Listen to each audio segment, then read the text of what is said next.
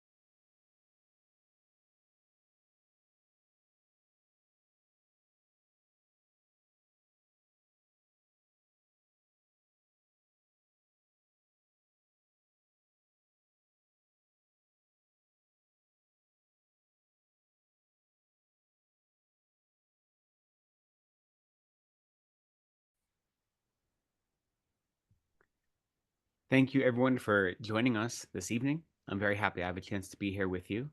The original schedule had Venerable Namjong teaching you this evening, and he'll be at the center tomorrow on Sunday. But he's at a teaching right now, and they changed the schedule, so he wasn't able to make it to this Saturday class. So I have the joy of filling in. So I'm very glad that we're able to arrange it like that.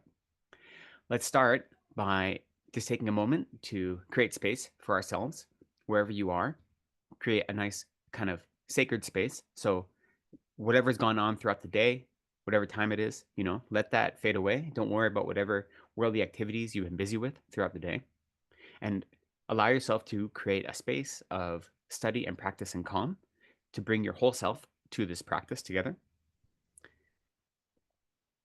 And we'll set a strong motivation that we are coming together today to study death and impermanence, or death and rebirth, for the purpose not of ourselves alone, but so that we might be of more benefit to all sentient beings. We recognize that by improving our own minds, improving our own lives in this way, we develop the wisdom and the technique and the method that allows us to be of greater service to others. And so it's for that reason that we've come together today to study and to practice. And so we will offer a few preliminary prayers with that in mind.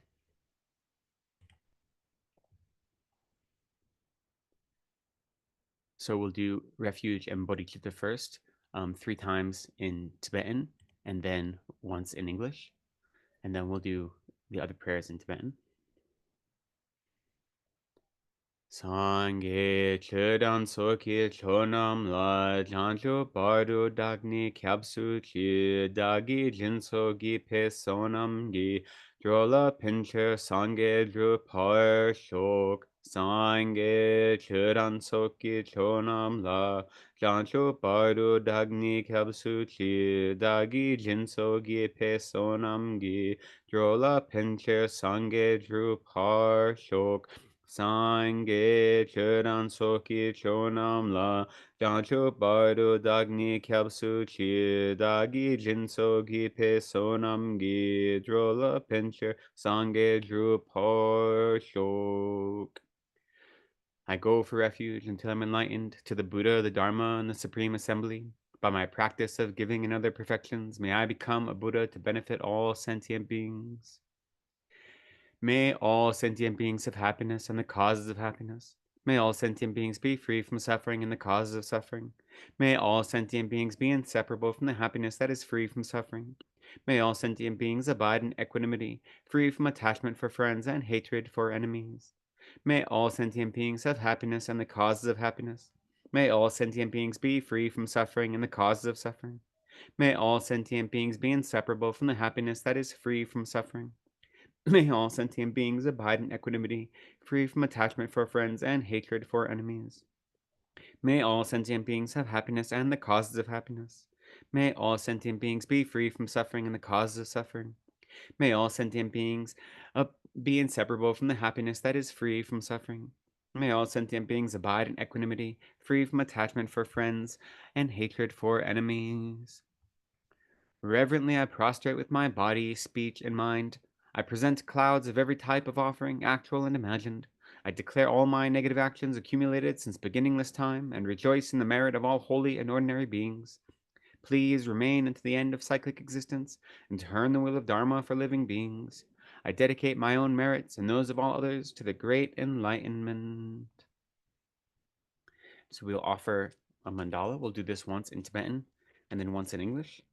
When we offer a mandala before teaching, we offer it in part to request the teaching from the teacher, and also in part to request the blessings from all of the Buddhas and Bodhisattvas who are watching our participation with the Dharma together.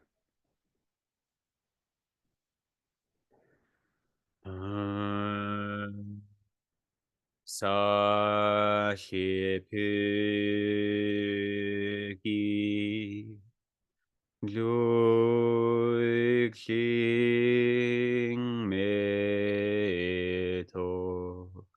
Tram-ri-ra-bling-shi Ni-ge-gen-pa-di Sange-shing-du Ming-te-yu-oi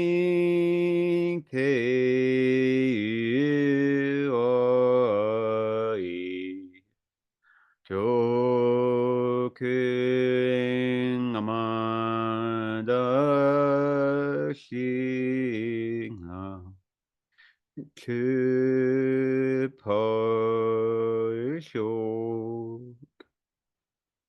This ground anointed with perfume, strewn with flowers, adorned with Mount Meru, the four continents, the sun, and the moon. I imagine this as a Buddha field and offer it. May all living beings enjoy this pure land. Hidam Guru Ratna Mandala Kam Niryatayami. We'll offer praise to Shakyamuni Buddha. To the founder, the endowed, transcendent destroyer, the one gone beyond, the foe destroyer, the completely perfected, fully awakened being, perfect in knowledge and in good conduct, Sugata, knower of the world, supreme guide of human beings to be tamed, teacher of gods and human beings. To you, the completely and fully awakened one, the endowed, transcendent destroyer, the glorious conqueror, the subduer from the Shakya clan, I prostrate, make offerings, and go for refuge. To the founder, the endowed, transcendent destroyer, the one gone beyond, the foe destroyer, the completely perfected, fully awakened being, perfect in knowledge and in good conduct, Sugata, knower of the world, supreme guide of human beings to be tamed, teacher of gods and human beings. To you, the completely and fully awakened one, the endowed, transcendent destroyer, the glorious conqueror, the subduer from the Shakya clan, I prostrate, make offerings, and go for refuge. To the founder, the endowed, transcendent destroyer, the one gone beyond, the foe destroyer, the completely perfected, fully awakened being, perfect in knowledge and in good conduct, Sugata, knower of the world, supreme guide of human beings to be tamed, teacher of gods and human beings. To you, the completely and fully awakened one, the endowed, transcendent destroyer, the glorious conqueror, the subduer from the Shakya clan, I prostrate, make offerings, and go for refuge. When, O Supreme amongst humans, you were born on this earth, you paced out 7 strides and then said, I am supreme in this world. To you who are wise then, I prostrate. With pure bodies, form supremely pure, wisdom ocean like a golden mountain, fame that blazes in the 3 worlds, winner of the best, Lord, to you I prostrate. With the supreme signs, face like spotless moon, color like gold, to you I prostrate. Dust free like you, the 3 worlds are not, incomparably wise one, to you I prostrate. The Savior having great compassion, the Founder having all understanding, the field of merit with qualities like a vast ocean, to you, the one gone to thusness, I prostrate. The purity that frees one from attachment, the virtue that frees one from the lower realms, the one path, the sublime pure reality, to the Dharma that pacifies, I prostrate. Those who are liberated and who also show the path to liberation, the holy field qualified with realizations, who are devoted to the moral precepts, to you, the sublime community intending virtue, I prostrate. Homage to the Supreme Buddha, homage to the Dharma refuge, homage to the great Sangha, to all 3 ever devout homage, to all worthy of respect, bowing with bodies as many as all realms atoms in all aspects, with supreme faith I pay homage. Do not commit any non-virtuous action, Perform only perfect virtuous actions. Subdue your mind thoroughly. This is the teaching of the Buddha. A star, a visual aberration, a flame of a lamp, an illusion, a drop of dew or a bubble, a dream, a flash of lightning, a cloud, see, condition things as such.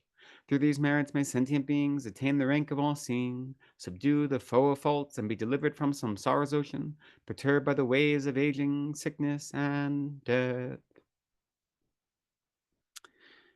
And since we are studying death and impermanence, I thought it would be appropriate to offer Heart Spoon, which is a prayer composed by Pabonka Rinpoche, that is all about recollecting impermanence.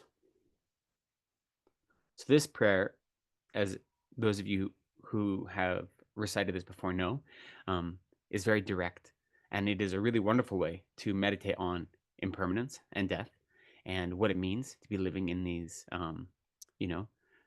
contaminated bodies. And so I find this really, really powerful. And so it's the kind of prayer that you can recite every day and make it a part of your practice. And there's a lot of meaning that can come from that. Ah, the hurt. Kind Lama, look to this pitiful one. How I behave and how I have cheated myself my entire life. Please look upon this mindless one with compassion. The essential advice to give yourself heart spoon, keep it deep within your heart. Don't be distracted, don't be distracted. Reflect upon the states of your life from the essential drop at your heart. Since beginningless cyclic existence, which hasn't ended up to now, though you've experienced beginningless cycles of rebirths, just so many variations on happiness and pain, you haven't achieved even the slightest benefit from them. And though at present you've attained freedom and fortune so difficult to find, always till now they've finished and been lost, empty and without meaning. Now, if you care about yourself, the time has come to practice the essence of the future happiness, virtuous actions. You appear so capable, smart, and clever, but you're a fool, while you cling to the child's play of the appearances of this life. Suddenly you're overwhelmed by the fearful Lord of Death, and without hope or means to endure, there's nothing you can do. This is going to happen to you. Because you think, I'm not going to die for some time, I'm not going to die for some time, while distracted by the never-ending activities of this life, suddenly the fearful Lord of Death arrives and says, now it is time to die. This is going to happen to you. Though you make arrangements by saying tomorrow and tomorrow, then suddenly you have to go. This is going to happen to you. And without choice, leaving behind in disarray your left off work, left food and drink, you'll have to depart. This is going to happen to you. There's no time other than today to spread your bedding and go off to sleep, and upon your last bed you fall like an old tree, and others, unable to turn you over with their lily-soft hands, tug at your clothes and blanket. This is going to happen to you. Even if you completely wrap your body in last under and outer clothes, still you have no freedom to wear them other than just today. And when that body becomes as rigid as earth and stone, you behold for the first time your own corpse. This is going to happen to you. Though you struggle to speak your last words, your will and expressions of sorrow, pitifully, your tongue dries up, and you can't make yourself clear. This is going to happen to you. Even though others put your final food, holy substances, and relics with a trickle of water into your mouth, you're unable to swallow even a single drop, and it overflows from the corpse's mouth. This is going to happen to you. Those surrounded by a circle of close relatives, heart friends, and those near to your heart, and even though they're loving and distressed at the end of your being together, while crying and clinging, just then you have to separate forever. This is going to happen to you. Though you experience horrific hallucinations like a turbulence of waves and are overcome by unbearable, excruciating pain, pitiful though you may be, there's nothing to be done. The appearance of this life are setting like the sun. This is going to happen to you. Though with unbearable compassion your Lama and Vajra friends plead in your ears for a critical, virtuous thought to arise, and even though they do so with loving minds, there's no hope, it's unthinkable. This is going to happen to you. With an expelled rasping sound of sore at the time of death, the movement of your breath builds faster and faster, then breaks like the string of a violin. At the end of your life has come to its close. This is going to happen to you. There'll come a time when your cherished and sadly lost lovely body is called corpse, disgusting and rotten, and a time when your body, which can't bear even the rough bedding and mattress, is laid out on the bare ground. This is going to happen to you. There'll come a time when your body, which can't bear even a thorn, is chopped to pieces, and from the bone its flesh is torn. And a time when your body, which can't stand even fleas and lice, is devoured by birds and dogs till there's nothing left. this is going to happen to you. Though you go to so much trouble blowing poor and wrapping your body in the finest clothes, there'll come a time when that body is placed within a burning house, and your body, which can't bear even the fire of a glowing stick of incense, has to be burned in the midst of a fiery conflagration. This is going to happen to you. There'll come a time when entering into roaring flames, all your flesh and bone are burned and reduced to a pile of ash, or a time when your body, which can't bear even heavy cloth, is wedged tight into a hole in the earth. This is going to happen to you. There'll come a time of announcing the deceased so and so, him or herself, at the beginning and end of your sweet name, and this is going to happen to you. There and a time when the area is filled with sobbing sounds of your affectionate close companions and circle of servants. This is going to happen to you. There'll come a time of dividing up your clothes, hats, possessions, and livestock, and nothing left in the four directions and corners. And there'll come a time when, in total despair, alone you reach the passage to the intermediate state. This is going to happen to you. The terrors of the four fearful enemies descending upon you are going to come. The appearances of being trapped beneath the mountain of packed rock and rubble and buried under a furious avalanche of earth, what to do. The appearance of being set adrift on the surface of a vast sea and carried about by violent swirling waves, what to do. The experience of your heart and ears being split open by the sizzling and crackling sounds of a fiery conflagration, what to do.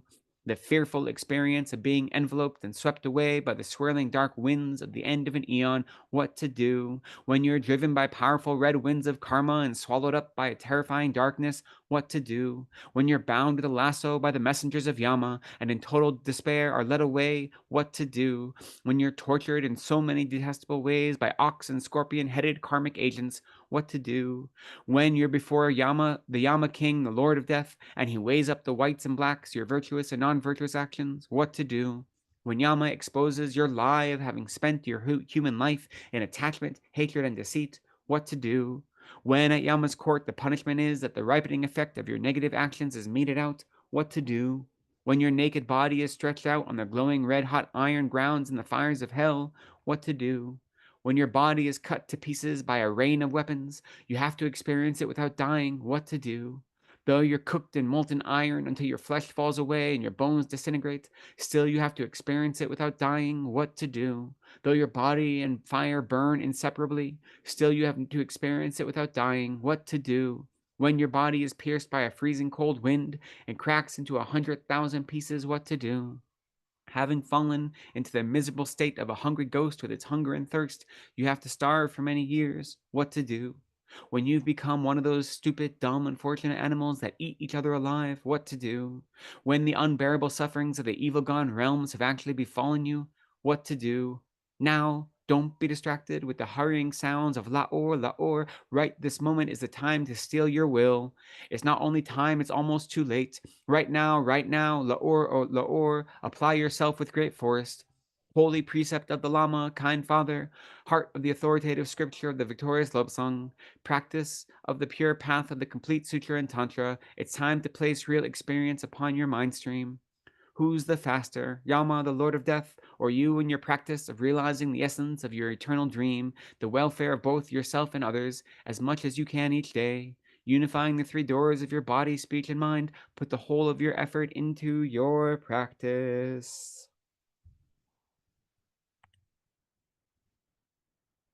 Great.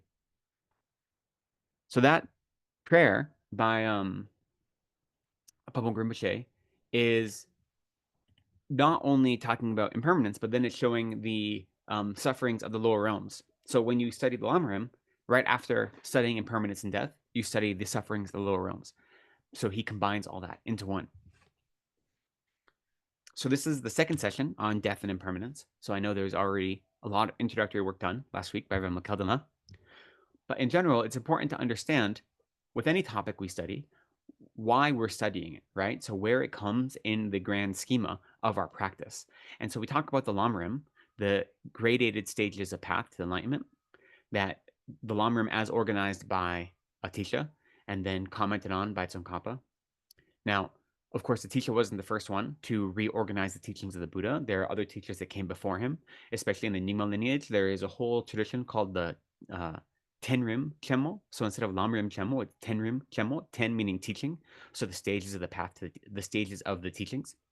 But what Atisha did that was uncommon. Was Atisha was the first one to organize it and to define these three scopes, as we say, or the three types of beings: a small scope, medium scope, and the great scope, and then divide the practices that we have in common with those three scopes. So that was Atisha's unique invention, or what he brought to this whole system. And so obviously in our lineage, that is something we prize, and the whole Lamrim uh, genre has kind of erupted out of Atisha's teaching.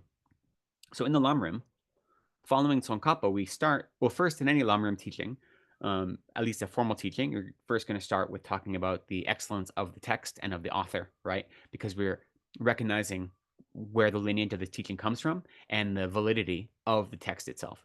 But then after that, the actual stages of the teaching, following Tsongkhapa, we start with Guru devotion, or learning how to properly rely upon a spiritual friend. Now, Atisha didn't start with Guru devotion. That's something that Tsongkhapa innovated, bringing to the practice, saying that the spiritual friend is the heart of our practice, so we need to start with a spiritual friend. And then after that, the first step on meditating on the path, on the stage of the path, is meditating on the perfect human rebirth. And I know that Venerable Keldenla discussed that a little bit last week, as a preliminary to meditating on death and impermanence, right? And really, when you meditate on the perfect human rebirth, that's actually before the three scopes. At least look at the subdivisions that are created by Tsongkhapa and even by Atisha and any commentary from Tsongkhapa. Once you have meditated on the perfect human rebirth, the purpose of that is to recognize the value of your opportunity in this life right now and how incredibly rare it is, right? And so once you have recognized that, then the next step is to how to extract the essence out of your perfect human rebirth. And under that category is then where you get the divisions of by meditations and exploration that is common to the small scope being, medium scope being, and great scope being. So really, meditating on a perfect human rebirth, we include it into the small scope practices, but it really almost stands outside of those. And it's the small scope practices are how we begin to extract the essence of a perfect human rebirth.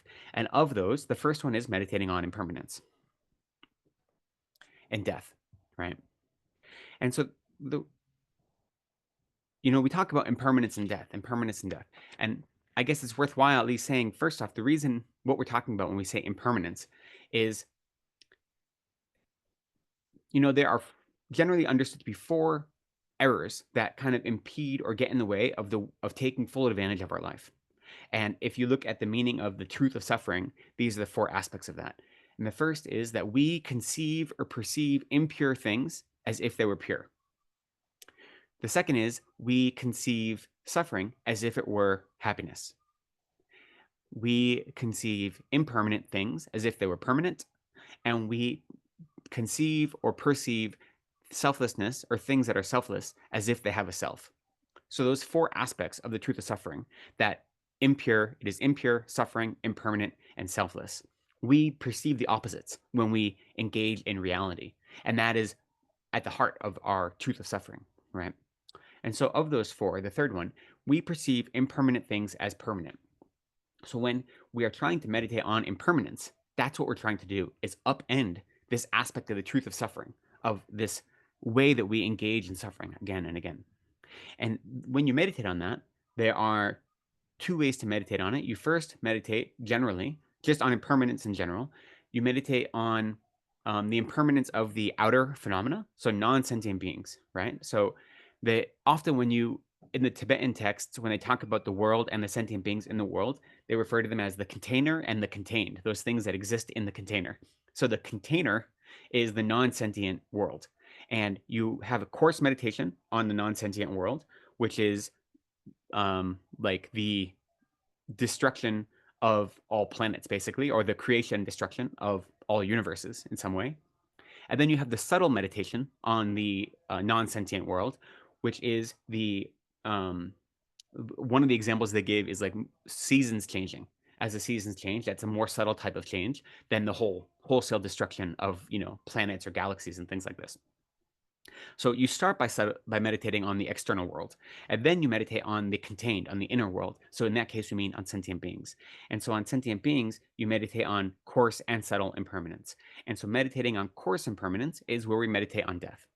Subtle impermanence is the minute changes, right? That when you actually understand impermanence at a subtle level, it's very, very fine. What our understanding of impermanence is generally a coarse understanding, and we use that to try to get a preview of what subtle impermanence is. But so meditating on death is meditating on the coarse impermanence of the human body. And we first meditate on the coarse impermanence of others, and then the coarse impermanence of ourselves in general. That's how the meditations are usually organized, okay? And so when you're meditating on the impermanence of yourself, the coarse impermanence of yourself, you first meditate on death, and then you meditate on the characteristics of death. Then you meditate on the exhaustion of life, and then you meditate on separation from one life to the next. Okay, so these are the four aspects of the course meditation on the impermanence of yourself. And by I don't mean the self as in the non-existent self. I mean yourself, one's own self, right? One's own being. So those are the four aspects. You first meditate on death, and then on the characteristics of death, then on the exhaustion of life, and then on separation. Now, luckily for us, there is a really beautiful meditation taught by the Buddha that we call the 9-point death meditation. And that includes all four of those aspects, but divided up and organized into these 9 different points. And so we'll get to that a little bit later in the teaching today. I think Venerable Gyalten might have introduced it last week. You hear it all the time. Whenever you do meditations on death and impermanence, you hear these 9 points, right? So we'll get to that today. But those 4 meditations are included in the 9 points. So it's useful to know that. So that is how the meditation is generally, it blossoms, right? It starts with meditating on the external world and then on the internal world. And those are the 4 things you're meditating on. And it can sound really morose to begin our practice by meditating on death and impermanence.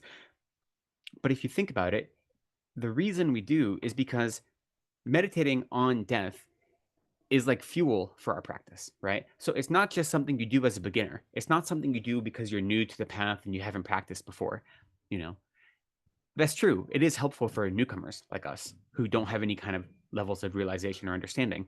Yet, the reason we meditate on death and impermanence is because it serves as the fuel that sustains our whole practice. So no matter what level of meditations you're doing, how far advanced you are on the path of practice, continually meditating on death and impermanence is always going to be a benefit. It's always going to make your practice more urgent. That's the important thing, is you want to bring an urgency to your practice, right? Whatever your practice may look like, whether your practice is studying text, whether it's meditating every day, however you want to inspire your practice, that is the purpose of meditating on death and impermanence. So if you think that we start with the perfect human rebirth, the reason for that is to recognize how incredibly lucky we are and how many opportunities we have. And then once you have some taste of how fortunate we are, then we want to make sure we don't waste those opportunities. And so we need to be motivated to actually practice and to, as we say, extract the essence of the perfect human rebirth. And the first thing we do to engage in that is meditate on death and impermanence. So that's where this comes in this practice. So instead of thinking of it as something that is morose, it's useful to think of it as like a battery that's always fueling you, okay? Now, I will say that the benefit of meditating on death and impermanence, as someone who, like, I've done hospice care work in America, I've worked in hospitals, and the kind of meditation on death and impermanence that we do in this practice isn't for someone who's going through the dying process right now, freshly, generally, right? If you don't already have some sort of belief in this, and you're going through a dying process, or a loved one is going through a dying process, and you meditate on this, or you study this material, it may not be helpful, right? This is to prepare us for death. And so once you're prepared, then this is helpful. Now, that's not to say that in studying the Dharma, we don't have ways to approach death and the ways to understand death. So throughout our discussion this week and the next 2 weeks, where we are going to study the traditional way of understanding death and rebirth, or death and impermanence, but we also, if we have time, we'll talk about how to prepare for a good death, what it means to prepare for a death for yourself or for a loved one, and what it means to approach death, your own or that of those people you care about, with a Dharma mind and as a part of a spiritual practice. So that kind of focus isn't usually taught in the Lamrim, right? In general, we understand that we're preparing for our death. They say that, the moment of death is the most important moment in our lives, because if at the moment of death we have a mind of incredible anger, or a mind that is overwhelmed by any of the afflictions, then that can propel us to a negative rebirth, right? So a lot of our practice in our life is to have a peaceful death. So we talk about preparing yourself for death, but the way you prepare for death is by doing this practice now, becoming familiar with death. So we will talk more about the experience of death and maybe what the death process is like according to Buddhism and the dissolution of the elements in the body and so forth. We might talk about that a little bit towards the end when we get through the more traditional material. But the traditional material is talking about preparing for death in such a way as we should have a fear of death, right? But our fear of death has to be a healthy fear of death. And so if you look at most people, including ourselves, we have this natural fear of death, but our natural fear of death is coming from our worldly concern, right? Our natural fear of death is one that is based on our worldly desire and our wish for uh, our continual joy or comfort, right? And our grasping on to the things around us and not wanting to let any of those things go. So it's born out of our eight worldly concerns by our self-cherishing mind, especially our mind that doesn't want to let ourself go. That is what our fear of death is. And that fear of death is not useful. That fear of death is only going to lead us to grasp more tightly to this image of ourself. It's only going to inflame our self-cherishing mind and all of our eight worldly concerns, and it's going to create more suffering for ourselves, right? If that is your fear of death, then when the time of death comes, you're going to be entirely distraught and have no resources of how to navigate it in a healthy way. So that fear of death, which is the natural fear of death that sentient beings experience or samsaric beings experience, is not a healthy one. What we want to learn to cultivate is a fear of death that recognizes death not only as a natural part of living as sentient beings, but it's a fear of death recognizing that if we don't practice now, then the moment of our death um, will be torturous, right? But by doing practice now, by having a fear of death now, when we're actually facing death and experiencing, we don't have any fear anymore because we've already conquered that fear and we already sit confident that we have done everything we can to prepare for death in a healthy and meaningful way, right? So to have a healthy fear of death is a fear that compels you to engage in virtue, that compels you to continue your spiritual practice. And by having a healthy fear of death now while we're living, then when it's the time to die, we don't have anything to be afraid of. So our death itself, the actual moment of death, becomes much more peaceful, and it becomes a, a fluid part of our spiritual practice. So the distinction between a healthy fear of death and a worldly fear of death is quite important, right? So Lama Zopa likes to talk about healthy fear and regular fear. Fear is one of those emotions or one of these mental states that is tricksy because fear can be something that paralyzes us, that causes us to either not act or to act in harmful ways, to engage in negative minds or to follow our negative minds, right? Fear definitely has that capacity. But healthy fear propels us towards virtue. So when we are afraid of non-virtuous actions, when we are afraid that our lack of spiritual practice is going to result in us causing harm to ourselves and others, and then because of that fear, we engage in spiritual practice, that is considered a healthy fear.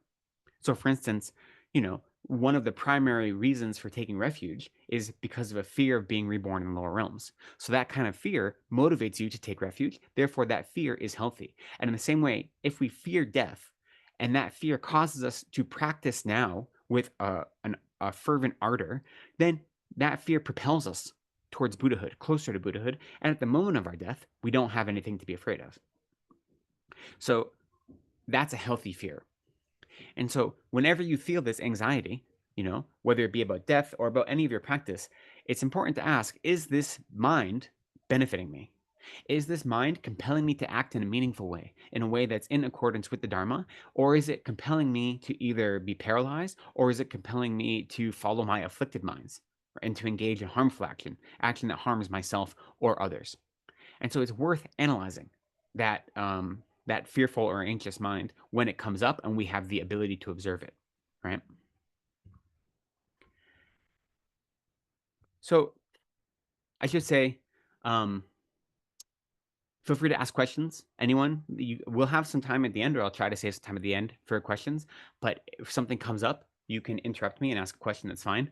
I'm probably not going to see you if you raise your hand or something. So you can unmute yourself and just interrupt me, and that is perfectly acceptable. Okay, because I won't be able to see what's going on otherwise. But I will try to save time at the end. So you can judge whether you want to jump in or not. Okay. Sorry, I should have said that. Venerable, Yes, Venerable, Madhvi. just the four things that you said, I missed the fourth one. Death, characteristics of death, exhaustion of life, and And there was one separation. more. Separation. Okay, So our mind okay, separates from our body, right? So we understand our death really as being the separation of our mind from our current body, right? okay. And so those four things are all contained in the 9-point death meditation practice that we'll talk about later. Thinking of, if we're talking about death, what do we mean by death? I think it's useful to think of what we mean by death and by birth, for that matter. So we understand that the way we are born, according to Buddhist ideas of rebirth, is that you have to have the proper conditions. So as humans, you have to have the sperm and the egg from a mother and father have to come together. But in addition to that, you have to have a subtle mind that joins at the moment of union of sperm and egg. Otherwise, you won't have a sentient being, right? So the sperm and egg form the substantial cause for our bodies, but we still have to have a substantial cause for our mind. And the substantial cause for our mind is a previous moment of mind, right? So we understand that at the moment of death, when we die, our coarse body dies, and then our subtle body dies, like our physical body, both coarse and subtle. But we have a subtle continuation of mind that exists. And that subtle mind, usually for most practitioners, will go into the bardo. So the bardo is the state of in between birth and death, before it is ready to take another birth. And then, assuming that you are going to be reborn as a human, that bardo being is attracted to your parents, your future parents, as they may be. And at the moment of union of sperm and egg, that subtle mind basically sandwiches itself into those coarse substrates. So you have the physical presence of your parents; they're providing the substantial cause for your body, and then that bardo being, which is pure mind, right? A bardo being is a being made of mind only, then adds into that sandwich as the third part, which is what is your consciousness. Okay. So we can understand our living beings as a combination of body and mind. And our body is not ourself, our mind is not ourself. That gets into understanding of selflessness. But those two together serve as the basis upon which we impute a self. And so we need that mind to continue to exist as human beings. One of the ways it's often described is like a horse and its rider, right? So the mind is like the rider, the horse is the body, which is why we have to take care of our bodies, because our bodies are critical for our practice of Dharma. As human beings, we don't exist as formless beings. There are formless beings that are only minds, but those are kind of different levels of rebirth that we're not used to, and they're levels that aren't particularly conducive to practicing Dharma, right? The perfect human rebirth, as you discussed last week, is the most conducive opportunity we have to practice Dharma. So it's important to just understand that when we say what is happening when we die is the separation, that our subtle mind is no longer in relationship to our bodies. And if we have time at the end of the series, we'll talk about that process where we understand in an average death. This changes if you have like a sudden death, right, or a traumatic death. But in general, the different elements of your body kind of shut down in a different way, in a very systematic way, and your different sense consciousnesses shut down in a certain way. And then the last ones to shut down are these 80 conceptual minds, right? And these 80 conceptual minds, as they dissolve into nothingness, that is when there is the complete separation of mind and body. So that body at that point is nothing but a corpse. Venerable Lekden, I have a Mhm. question about the bardo state. Mhm. What capacities do we have in the bardo state? Is it possible, for example, to bring up virtuous thoughts and therefore have favorable rebirths in the bardo state, if Mm. provided we've done enough practice during our lives? So there are a number of different teachings on the bardo, and different teachers and lineages have slightly different explanations of it. And I think that's because the bardo itself encompasses a wide range of experiences.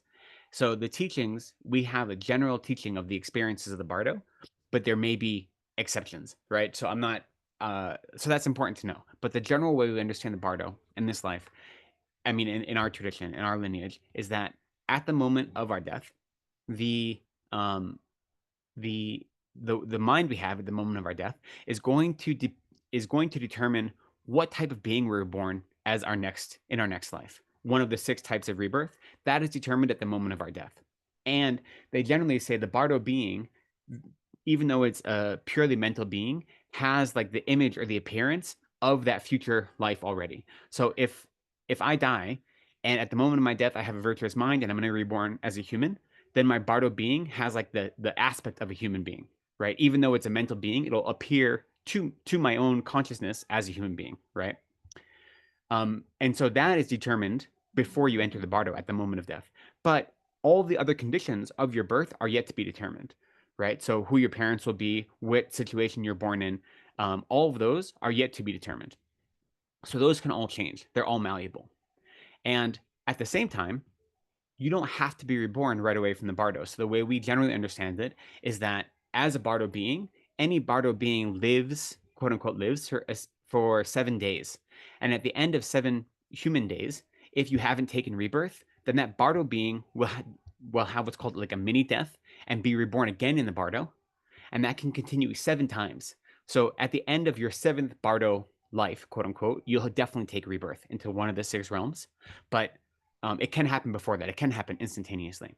So because of that, if you, for some reason, at the moment of your death, you have the karma to be reborn as an animal, right? But you have a strong amount of positive karma and you have a lot of people that are engaging in virtuous practices for you. Being around those people engaging in virtuous practices can help motivate and inspire your own virtuous practice as a Bardo being, right? So that's the reason we do all these prayers when people die. It's not that we can actually give away our merit to them, but by engaging in those practices, we inspire the Bardo beings to then to ripen their own virtue, right? To lead it with virtue. So it's important to not have distress and not be upset, and to show that, because Bardo beings, they say, usually tend to stay more or less around the area of people that they know or have relationships with. And if those people experience, or rather express, incredible deep afflicted minds, that can affect the Bardo being. Or if they express virtuous minds and are engaging in virtue, that can affect the Bardo being, right? So maybe at the time of death, you were born with a mind that would cause you to be reborn and a lower rebirth, but you bring in a virtuous practice and there are people engaging in virtuous practice on your behalf that inspires you. And so then that Bardo being would go through a full 7-day cycle and not take a rebirth. And then your next Bardo being might be destined to be reborn in a higher rebirth, like that. So there are changes that can be made in the Bardo. This is for average people, for average sentient beings, right? So it is possible, but it's better to do the work before you get there. It's a lot better. Now, beings that are highly realized beings can actively control their Bardo experience, right? So beings that have high levels of realization they aren't under the same kind of pressure that ordinary sentient beings are. So for instance, Tsongkhapa had realized such a high level of realization that he could have achieved Buddhahood in this very life, but he would have had to practice consort practice, highest yoga tantra consort practice with a human consort. And his vows as a monk were more important to him than that. And he wouldn't do anything that would disrupt his vows as a monk. And as a result of that, instead of achieving Buddhahood in that very lifetime, he achieved Buddhahood in the Bardo. So his level of realization was enough that when the life of Gyalten Losang Drapa ended, in the Bardo, he brought all of his realizations and accomplishments into that Bardo experience, and then he became a Buddha from the Bardo. So those kind of things are possible for higher level practitioners who have levels of realization. For most of us, the Bardo is like a maelstrom. If you look at what's often translated as the Tibetan Book of the Dead, but it's really the Book of Liberation through Hearing. This is a Nyingmapa guide through the practice of dying and experience of the Bardo. And they talk about the kind of horrific visions you have in the Bardo that displays like all of your negative karma being displayed as these like horrific hell beings and hellish experiences. So our tradition doesn't really explain that as explicitly, but there are Tibetan traditions that do. So you don't want to really rely on the Bardo, okay? You want to do the work before you get there. But, it's not a zero-sum game. So there are possibilities there. And that's why it's important as people who are alive, who have friends or family members or people that are close to us who die, to do our best to maintain virtuous minds at the time of their death so we can help influence them toward a positive rebirth. Because there is some wiggle room, quote unquote, if you want to say it that way. Okay? That's a good question. Okay. So if we understand a little bit about death, then that helps us not be as afraid of dying, because we realize in the Buddhist tradition, death isn't the end of all things. It is just a change, right? It is a change of a state of matter.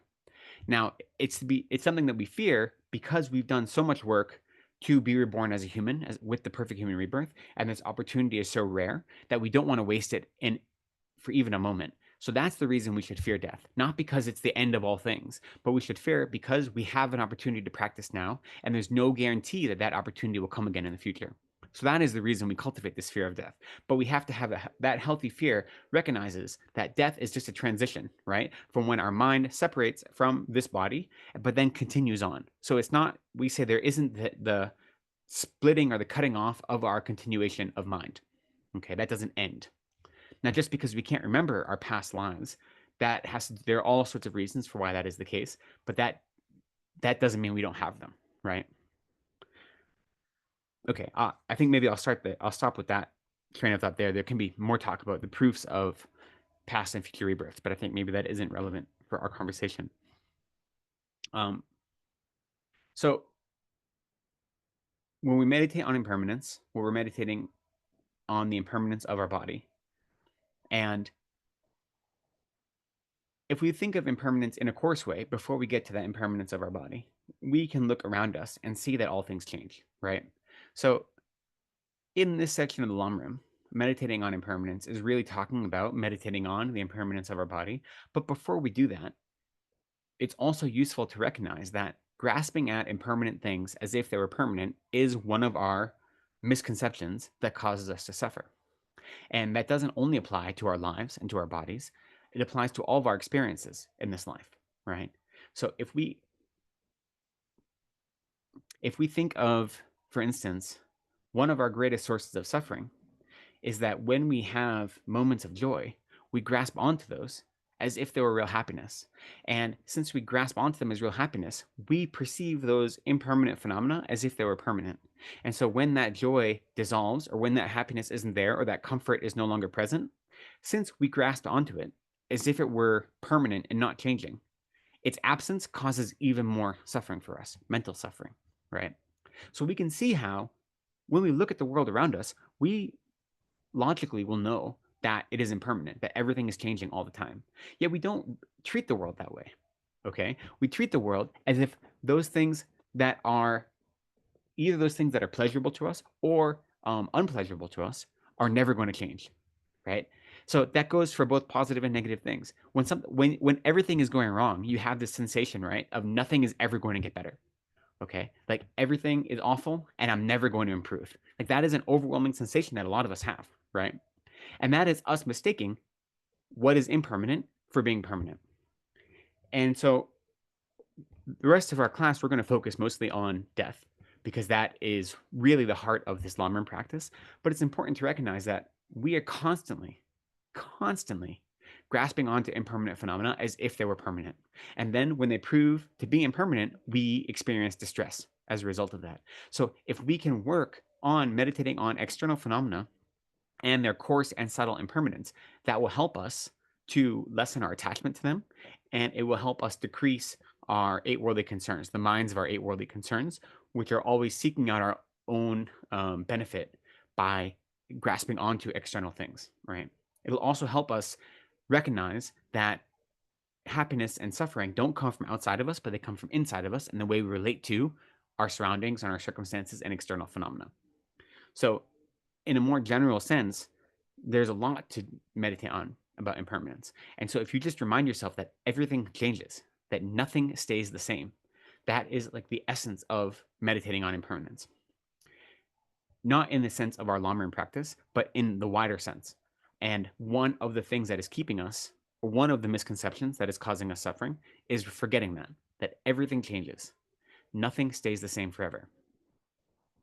But we're going to talk about the impermanence of our body and about death, because that is how it fits into the Lamrim practice and meditation. Venerable, Mhm. if I may ask a question. So, since everything's impermanent, so why do Buddhists then build stupas, magnificent, beautiful stupas? Because They're impermanent too. It's a physical structure, and That's so true. much of effort and resources are Mm. put into the making of stupas. So how does that fit in? Well, stupas are objects upon which we can generate virtue and merit. So there are ways for us to express our dedication and our commitment to the Dharma. Stupas themselves contain holy relics usually and other holy things like this. So the creation of stupas is a way to remember. But I mean, stupas started out as reliquary monuments, right, to people that had deceased and to keep their remains, and then they've expanded into being other things as well. So we don't just keep remains, and they're not just reliquaries only, but the purpose of them is to remember. I mean, a stupa itself represents the enlightened mind of a Buddha. So whenever you're in the presence of a stupa, it causes you to recognize, or it creates the opportunity for you to recognize the enlightened mind of a Buddha. But by the act of creating them, we create virtue, and they serve as objects of virtue. So the reason for creating stupas or statues or holy texts is as a way for us to engage in virtue and to engage in spiritual practice. But they are impermanent. They're going to go away. They're not going to last forever. So we don't build them with the mindset that this is going to be a permanent fixture. In fact, His Holiness Dalai Lama at one point has criticized some of the monks here in Balakupe for spending more and more money on these beautiful golden statues to fill the monasteries, because he says, when we go back to Tibet, none of those are coming with you. So if we're building stupas or statues, or we're creating really elaborate, beautiful texts, if we're doing that for the sake of thinking that they're permanent and they're going to be these permanent installations, then that's the wrong mindset. If we recognize that these are powerful objects upon which all sentient beings can accumulate virtue, that will allow all sentient beings to be closer to, the holy relics of a Buddha or of a teacher like this, then they become objects of power and they become opportunities to generate virtue for yourself and others. So that's the reason we create things like stupas.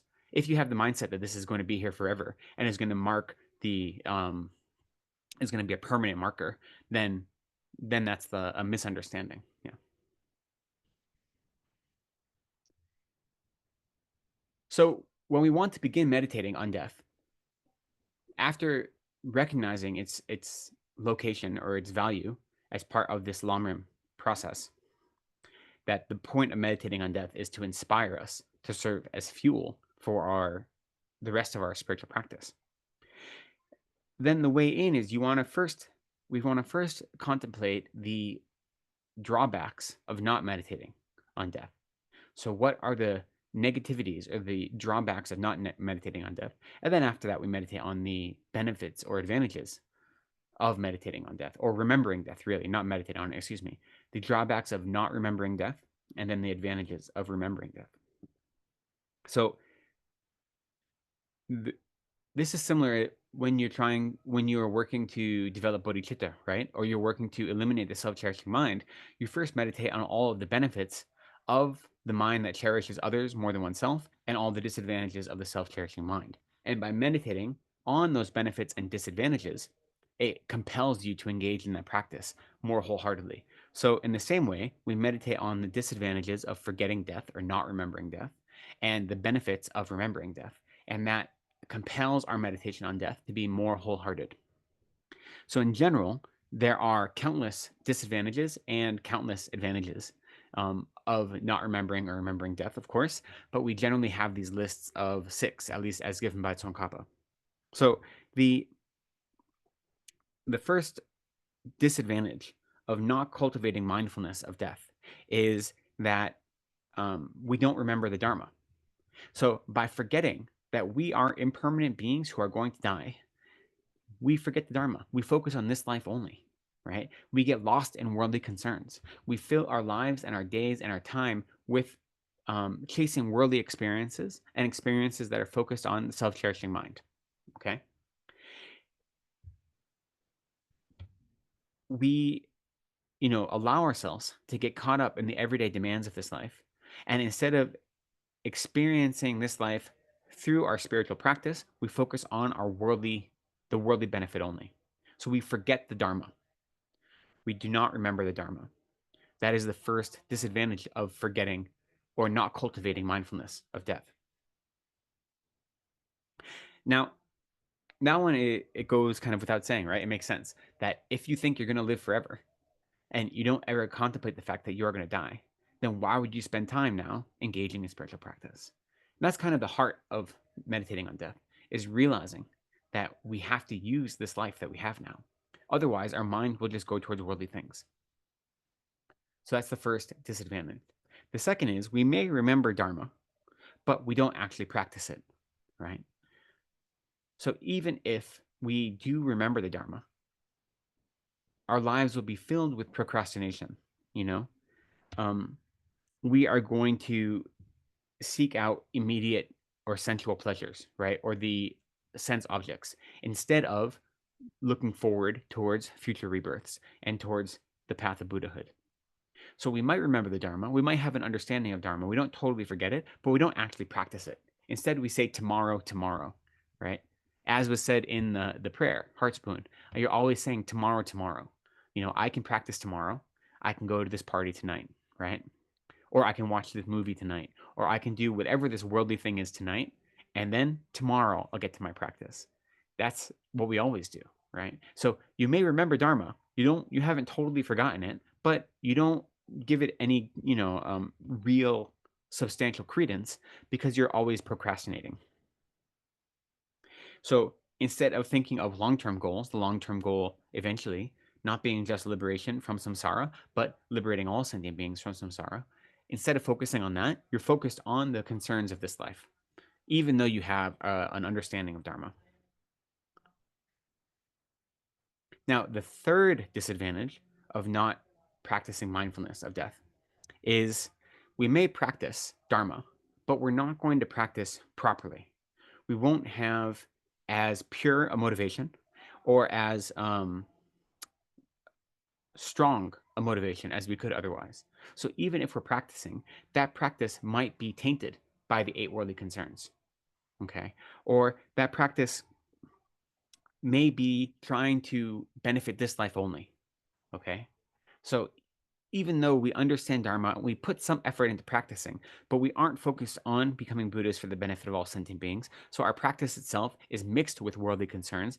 And then as a result of that, it isn't a pure practice. And not only is it not pure, but there's still some virtue, right, from practicing the Dharma even impurely, but there's no strength to it. There's no resolve.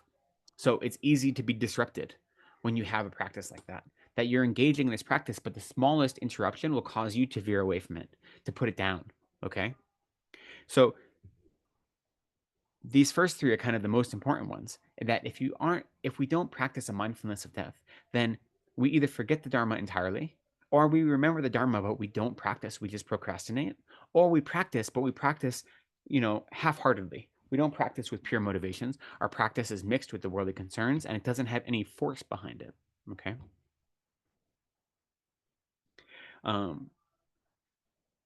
So if we want to think about what does it mean to practice the Dharma correctly, right? That sounds very parochial or very judgmental almost. Potua asked Dromtonpa, what is the distinction between Dharma and non-Dharma? And Dromtonpa being, the heart attendant of Atisha, when Atisha came to Tibet, and Potua being one of the subsequent students who are considered part of the Kadampa lineage. So Potua said, what is the distinction between Dharma and non-Dharma? And Dromton said, anything that is an antidote to the delusions is Dharma. And anything that is not an antidote to the delusions is not Dharma. Anything that is, if all worldly people do not agree with it, then it is Dharma. And if all worldly people do agree with it, then it is not Dharma, right? So Dharma is that which is an antidote to our deluded minds, to our afflicted minds, and it is that which is not followed by worldly people. And that which is non-Dharma is the opposite. So anything that is not actively serving as an antidote to our afflicted minds, to any of our delusions, and anything that worldly people seek out, that is non-Dharma. Okay. So if we want to understand what it means to practice Dharma purely, we could think of, is this Dharma or not? Right. And so the way I often talk about this is talking about the 8 worldly concerns. And if I can analyze my actions through understanding the lens of the 8 worldly concerns, that helps me understand if my practice was motivated by a Dharma mind or a non-Dharma mind. But also you can do this simple thing saying, is this action of body, speech, or mind, is this working towards eliminate my delusions or not? And is this something that worldly people seek out or not? So if it is working as an antidote and it is not something that is sought out by worldly people, then it has the flavor of Dharma. If it is not serving as an antidote, or it is something that is sought out by worldly people, then it is not Dharma. Okay? So that's like a very simple kind of litmus test that we can do to say, am I engaging in Dharma practice or am I engaging in worldly practice? You know, the Dromtonpa and the other Kadampas had a series of practices that they held very dear. It's called the 10 innermost jewels of the Kadampas. And so if you want to think of what our minds are like when we practice Dharma and practice Dharma purely, one of the things we can think about is the 10 innermost jewels of the Kadampas. And maybe this is something we can go into more detail on in the future. We can maybe have a whole class on it. There are a few prayers regarding this, and there are a few commentaries. A couple of years ago, myself and another monk translated a text called A Beautiful Garland of Flowers, and this text was by Rigzen Gargi Wangchuk, and it was a commentary on a text called The 10 Innermost Jewels by Geshe Tsochim Namgyal. And that goes into the 10 innermost jewels of the Kadampas. Pabonka talks about them a little bit in, where does he talk about them? I think it's on his teaching on Lamso Namsum, the 3 principal aspects of the path. You know, the frustrating thing is if you read Liberation in the Palm of Your Hand, which is Pabonka's commentary on the Lamrim, there's one section talking about, it's in this section about impermanence and death, where then the narrator, Trujillo Rinpoche is the one that wrote down, right? Liberation in the Palm of Your Hand is, I think, 24-day-long teaching that Pabonka Rinpoche gave in 1921 outside of Lhasa in a small hermitage. And the whole thing was transcribed by Trujillo Rinpoche, the previous Trujillo Rinpoche, who was Pabonka's student. And then his notes combined with some other students' notes formed this text, right? And in it, he says, at this point, Rinpoche taught the 10 jewels of the Kadampas. And then that's all it says on it. It just says, at this point, he taught it, but it doesn't actually share that teaching on it. It wasn't recorded in any of their notes. So we don't have the teaching he gave in it there. He is included in other texts, though. But so we could talk about them a little bit here. I'll give you the brief overview of them because I think they're a really powerful practice. And then maybe in the future, we can study them more in depth. We can look at some of the actual teachings or commentaries on them. I know Lama Zopa Rinpoche is a big fan of the 10 innermost jewels of the Kadampas. And in a lot of the prayer books, there is a prayer about the 10 innermost jewels as well. So they come up again and again. So the 10 innermost jewels of the Kadampas. So here, innermost, we struggled translating this word. The word, it's like something that is piercing, okay? So the real meaning is the practices that pierce the minds of the Kadampas. So these 10 practices are like this heart essence practice, and they build on each other to some degree. And so that's what it means innermost is like something that pierces to the center and serves as a basis that everything is built on. And so these are divided into 3 groupings. The first grouping is called, it's referred to as the 4, this is a really awful word in English, the 4 entrustments, the 4 means of trusting. And you'll see what that means. Maybe there's a better word in English, I haven't heard it. The 4 entrustments. So the first entrustment is we trust our innermost mind to the Dharma. So the first one is you trust your innermost mind to the Dharma. And what that means is we turn away from worldly delight. We turn away from worldly experiences, and we trust our mind not to the perfections of samsara, but to the selflessness and the other cherishing of the Dharma. So you trust your innermost mind to the Dharma. Okay, that's the first. And then the second is we trust our innermost Dharma to the beggar. So what that means is we do not allow ourselves to be overwhelmed with this idea of possessions or status. And we recognize that we are committing ourselves to a spiritual path that may not result in us having nice things. It may result in us not having a high position or high status or renown or fame. But we are putting aside all those things because we are trusting ourselves to the life of a beggar. Though we may not have we may not have a life filled with luxury. Never mind that, we may not have a life that even has shelter all the time, okay, or appropriate food all the time. But we're trusting our innermost Dharma to the life of a beggar because it is more important that we engage in spiritual practice than we obsess with external things. So first we entrust our innermost mind to the Dharma, and then we trust our innermost Dharma to the beggar. And then the third one is we trust our innermost beggar to death.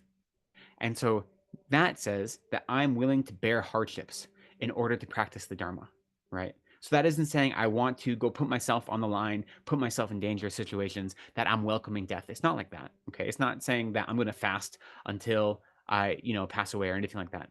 It's not seeking out death. But what it's saying is I'm willing to bear hardship for my practice of the Dharma because my spiritual inner journey is more important than any external hardship I might experience. So I'm developing the perfection of perseverance and the perfection of patience, and I'm willing to bear hardship for my practice of the Dharma. Okay, so that's what it means when we say that we trust or entrust our inner beggar to death, right? So first we trust our mind to the Dharma, and then Dharma to the beggar, beggar to death. And the third one is we trust our innermost death to a dry cave. And what this means is that we recognize that if we commit ourselves fully to spiritual practice, we might be left with nothing at the time of death that looks like comfort. We may not even have people to assist us in the dying process. All we might be able physically to have at the time of death is a small place outside of the rain that allows us to die by ourselves, right? Like a dry cave. And yet we won't be discouraged by that. Because if that is where a spiritual practice brings us, then it is a meaningful life and a meaningful death, if that's the result of a genuine spiritual practice. So by entrusting our mind to the Dharma, we are turning ourselves away from worldly delight. By trusting our innermost Dharma to the beggar, we are saying that we will not have any focus on outer possessions or on renown or fame or glory or any of these outer markers. By trusting the beggar to death, we're recognizing that we may have to experience hardships in our practice of Dharma, and we will happily bear those hardships. And by trusting death to the dry cave, it's recognizing that not only might there be hardships while we're living, but we may have nothing left at the time of death besides our spiritual practice. And yet, since our lives have been motivated by that spiritual practice, that'll be a meaningful death. We don't need any external things, whether they be attendance or family or luxurious beds or any of those things. So these are the first four, the four entrustments that are the 10 innermost jewels of a Kadampa. Now, I will say, right, before I continue, they sound a little harsh, right? Don't forget, the Kadampa geshes are where we get our mind training practices from. These are the geshes that really looked at our self-cherishing mind and said, what do I need to do to destroy the self-cherishing mind, right? So these practices are all about destroying our ego. And if they seem a little overwhelming, then that's okay. We don't have to jump into them right away. They're not something we all have to do all the time. But these really are working at undercutting our self-cherishing mind. So if you remember, if you think of the context that these came from and who these geshes were and what other practices came from, this is 11th century Tibet where these practices really took root and flourished. So all these Kadampa geshes that starting with Atisha and then continuing all the way through, you could say like really Gyalten Lamrim Tampa, right? And these the 8 verses of mind training, and even the 37 practices of bodhisattvas, if you look at Togme Zampo, and that whole lineage of practitioners, and then being revived by Tsongkhapa in the 15th century, these practices are really looking at your self-cherishing mind. So they can be a little intense. And when you're talking about giving up your life to be a beggar. This isn't saying I'm going to give up all of my physical things. It's not saying I'm going to seek out the life of a beggar, but it's saying that I am not going to have any attachment to these physical things that I have right now. And that whether I do or do not have these physical amenities, that is not going to impact my Dharma practice. That's what it means to give yourself up, to give up your inner mind, give up your inner Dharma to the beggar. It doesn't mean seeking out a life of poverty, but it means willingly accepting that life, recognizing that if your Dharma practice brings you there, your Dharma practice is what will sustain you. Okay. So it's not celebrating these ideas, and it's not saying that these are virtuous ways that we should all give up everything and live as beggars. That's not the point of these practices, but it's a willingness to accept that life if that life comes as a result of engaging in Dharma. So those are the first four. Then the next three are called the three Vajras. Okay. So the four entrustments, and then the three Vajras. The first Vajra is called the unwavering Vajra. So this is the mind of steadfast and immutable satisfaction with even the most meager of substances or conditions. Right? So that's the unwavering Vajra. It's the mind that isn't disrupted, that doesn't flip back and forth when you don't have ideal conditions, when you don't have all of the external things that you would want, either for your practice or for your everyday life. Right? So it is the mind that is always satisfied, regardless of how meager or non-existent external resources are. Because it isn't a mind that is feeding off of external resources, it's feeding off of internal resources, right? It's also a mind that is keeping all of your vows pure, whether they be the lay vows, which are the vows of individual liberation, whether you be a monk or a layperson, or your bodhisattva vows or your tantric vows. So the unwavering Vajra doesn't look at your vows as being something that can be discarded when it's not convenient, right? So again, it's a sense of this resolute steadfastness to your practice. So that is the unwavering Vajra. Now, the second Vajra is called the unabashed Vajra, or the unashamed Vajra. And this is the mind that renounces praise and fame and glory and honor and is immune to others' ridicule. So if you are engaging wholeheartedly in a Dharma practice and other people ridicule you for that practice, the unabashed Vajra or the unashamed Vajra doesn't pay any credence to that ridicule, to that criticism, because a life of Dharma is more important than a life of status or a life of fame or a life of any of these renown, right? Or in any of these worldly things. So to not be swayed when others criticize you or ridicule you, if your practice is genuine Dharma, that is what it means to have a mind of unabashed Vajra.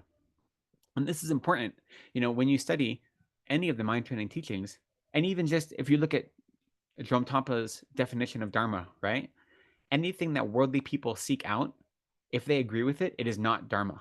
And anything that is Dharma is something that is not sought by worldly people. So it's very easy to be criticized by worldly people because what you're doing is totally anathema to a worldly life, right? That's what it means to live a Dharma life. Now, again, that doesn't mean your physical situation is going to be anathema to a worldly life. You might have, from the outside looking in, your possessions, your job, your clothes, your family might look the exact same as all your coworkers, but the inner life that you practice, your actual spiritual practice, is the exact opposite of a worldly life. If you're focused on cherishing others more than self, of getting rid of your self-cherishing, of totally uprooting this grasping of the I, the self-grasping mind, right? So a Dharma life is totally opposite to a worldly life. So of course it's going to be the object of ridicule, the object of criticism. Okay, and the unabashed Vajra is the Vajra or the mind that doesn't waver, or it doesn't feel swayed by that criticism. And then the third Vajra is what's called the wisdom Vajra. So you uphold the wisdom Vajra when you develop conviction and certainty in the Dharma, and when you avoid any mind of discouragement just because your external conditions and your realizations aren't progressing in a way that you want them to, or at a rate that you want them to. So these three, unlike the first four, those first four, at least the way they're taught, is they're sequential, right? Now, all 10 jewels of the Kadampas we understand as like simultaneous practices that we hold in our minds.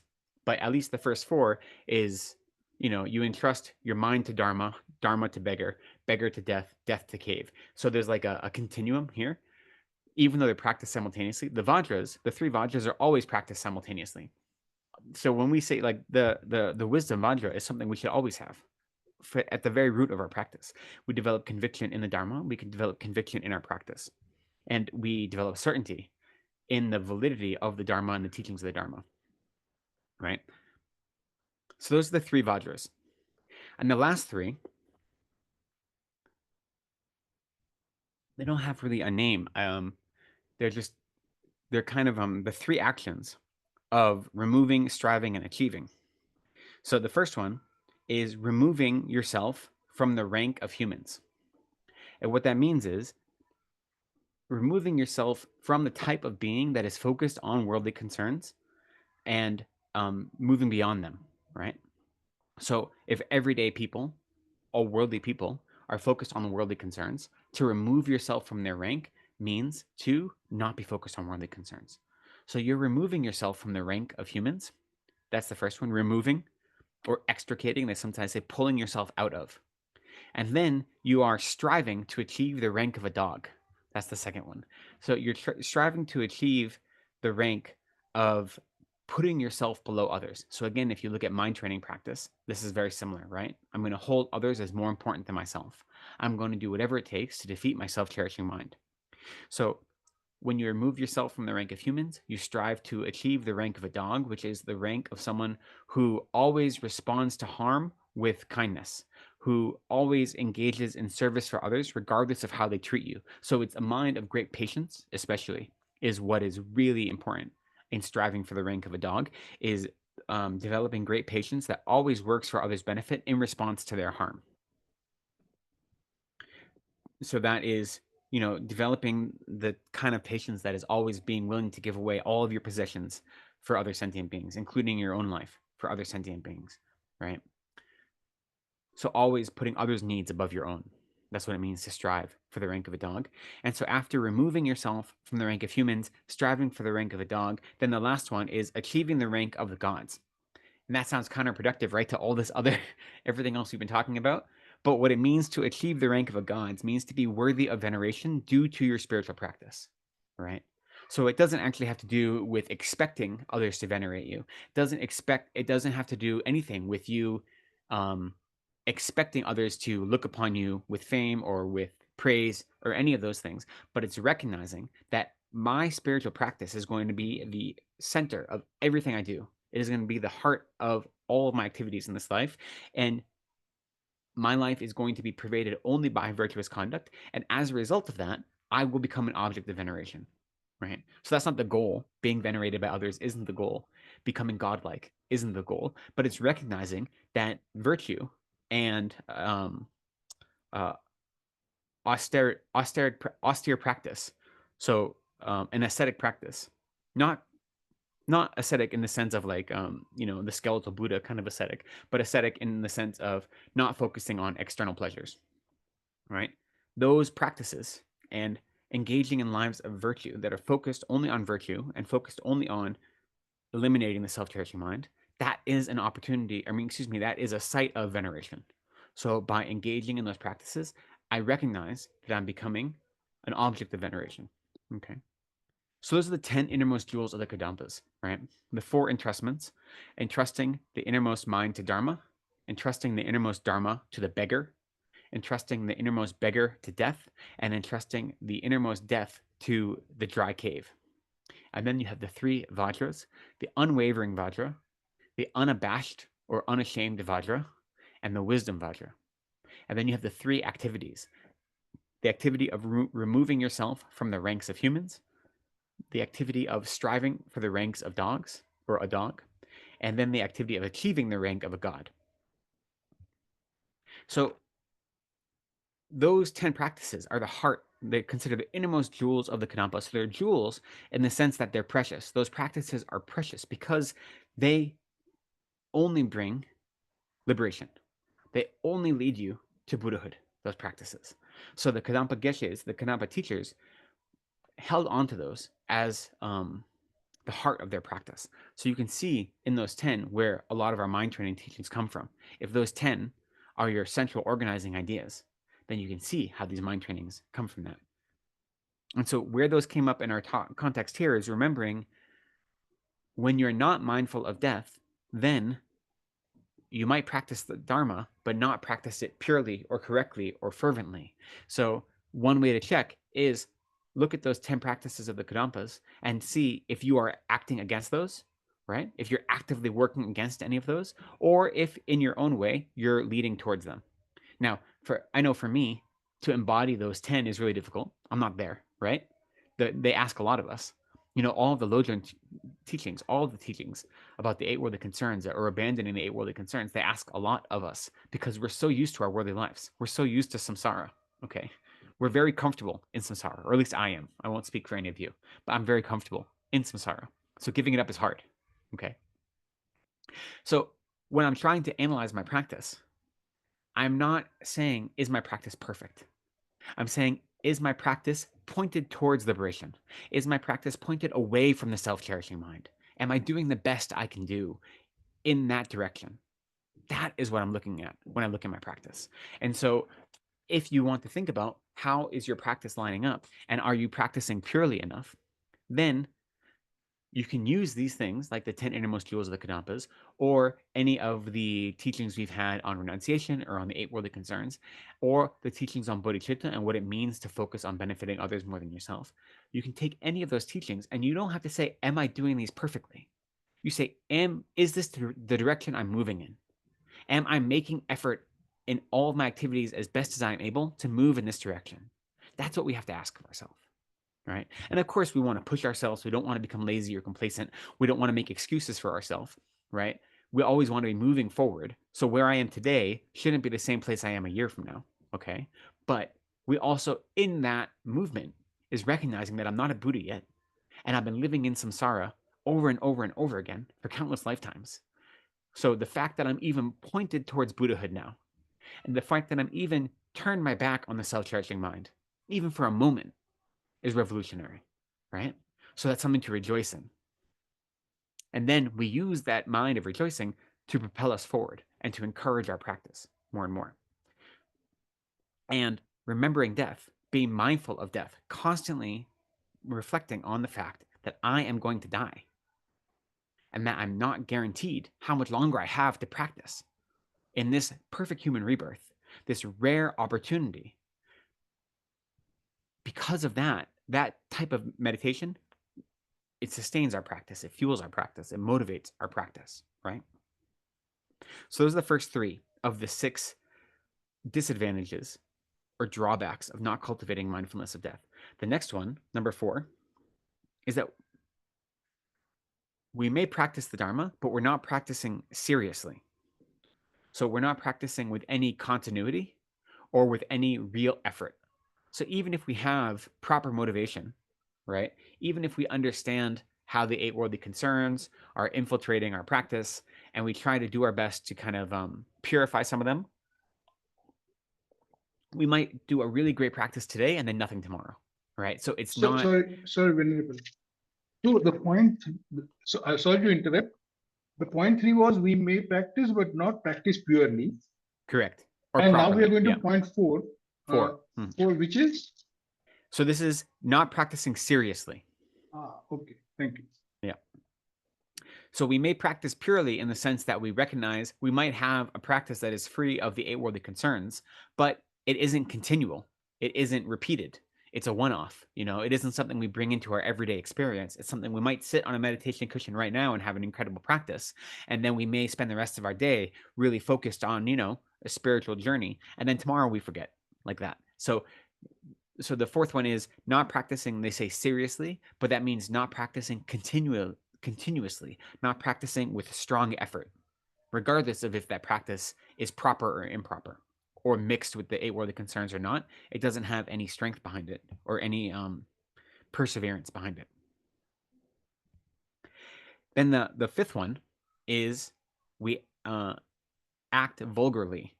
And so what this means is if we don't cultivate mindfulness for death, then our 3 poisons will increase. It's that simple. Our attachment, our anger, and our ignorance will all increase because we don't have the motivation, or we don't have the bigger picture that would encourage us to get rid of the 3 poisons. And so our craving for this life increases. As our craving for this very life increases, our 3 poisons increase. And as our 3 poisons increase, our behavior, it gets more unhinged, basically, So that's what we said by acting vulgarly. We no longer act in accordance with the Dharma because we crave this life, because we don't allow ourselves to remember that this life is fleeting, like a water bubble, that it's going to end, that we have no control over this life. So we crave this life, and all that does is motivate our 3 poisons. And by motivating our 3 poisons, that increases our self-cherishing mind. Increasing our self-cherishing mind causes us to seek out the 8 worldly concerns. Seeking out the 8 worldly concerns causes us to act in ways that are discordant with actual happiness. That's what it means to be acting in a vulgar manner, is you're acting in a manner that is discordant with genuine happiness, in a manner that's discordant with liberation from suffering. So it doesn't just mean, vulgar in the sense of using naughty language or being crass, right? What it means is we're acting in ways that are antithetical to being free from samsara. And that can be, in some circumstances, having vulgar language, what we consider vulgar language, or acting crass. But the real heart of it isn't that. The heart of it has to do with engaging in practices that are only perpetuating your non-virtuous minds and your attachment to this life. So that's the fifth one. We act vulgarly is the way it's translated usually. And then the sixth one, the sixth disadvantage of not being mindfulness of death, of not cultivating mindfulness of death, is that we'll die with regrets, right? So dying with regret, again, at the moment of our death, to have a mind of regret is incredibly damaging, right? We don't want to be on our deathbed and say, there's so many things I could have been doing that would have been more virtuous. There's so many ways I could have used my life that would have been virtuous or beneficial. There's so many things I could have done to help others, but I didn't do them, right? We don't want to have that mind at the moment of death, which is why if we cultivate a healthy fear of death now, then at the moment of death, we have no fear, right? Because we have, at the moment of death, we'll know that we've done everything we could in this life, right? It doesn't matter what we did or did not achieve by any sort of measure. It matters that we made the effort. So if at the moment of our death, we know that I made that effort, then we die with a satisfied mind, okay? They say that when a practitioner dies, someone who is a really advanced practitioner, for them, dying is like a celebration. Like their mind is so happy and at peace that that they don't have any kind of mind of being overwhelmed, right? The Karasana. So for that kind of practitioner, the highest level of practitioner, the moment of death is not only a moment of no fear, it's a moment of celebration because they know that they have engaged in the type of virtuous practice and Dharma practice that is going to propel them into either liberation or into positive future rebirth where they can continue to practice the Dharma. Now, the medium practitioner, they say, would, at the time of death, instead of having a mind of rejoicing, or not rejoicing, but like going home, a mind of celebration, would still have a mind of,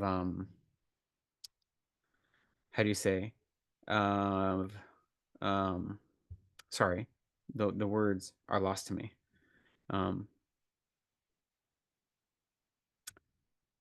So it's a mind that is at least is stable and is calm and is recognizing, is looking back on its life and rejoicing in the past virtue that it's created and isn't unsettled by death. And then the third practitioner is a mind of no regrets. So a mind that doesn't regret anything at the moment of death. So those are the three types of minds of advanced practitioners. One that goes into death happily, one that goes into death gracefully, that's the word I was looking for, that goes into death gracefully, and one that goes into death without regrets, right? So at the very least, that we're aiming for is to be able to die without a mind of regret. And that is not possible if we aren't mindful of death while we're alive, when we have the opportunity to be mindful of it. So those are the 6 disadvantages to not cultivating mindfulness of death. So then the flip side of that is to think of the advantages of cultivating mindfulness of death. So the first one is recognizing that mindfulness of death is the most beneficial practice. That's the first advantage. So mindfulness of death is the most beneficial practice because it is the attitude that compels us to engage in spiritual practice, right? It is the recollection that pushes our practice forward. And like I said, it serves as fuel for all of our spiritual journey.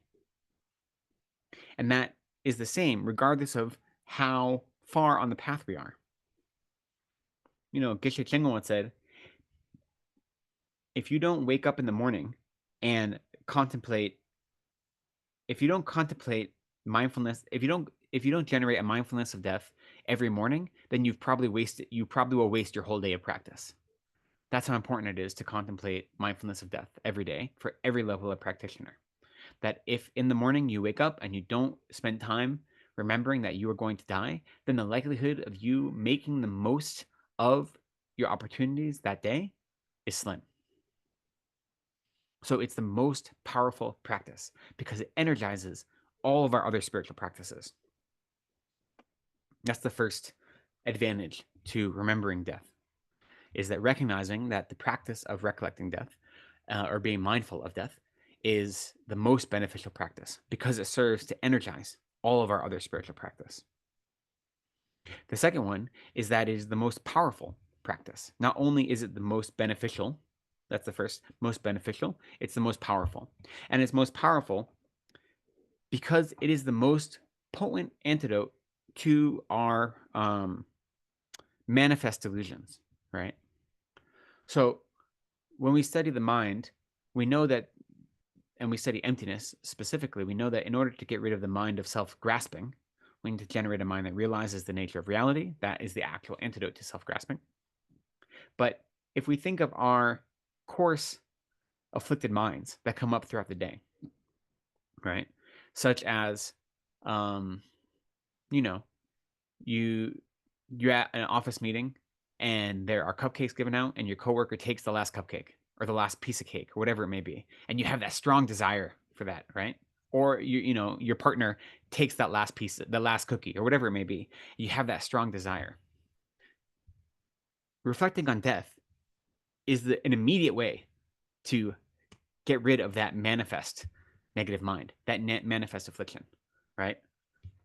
Whenever you have one of these strong negative minds, you just think, I'm going to die.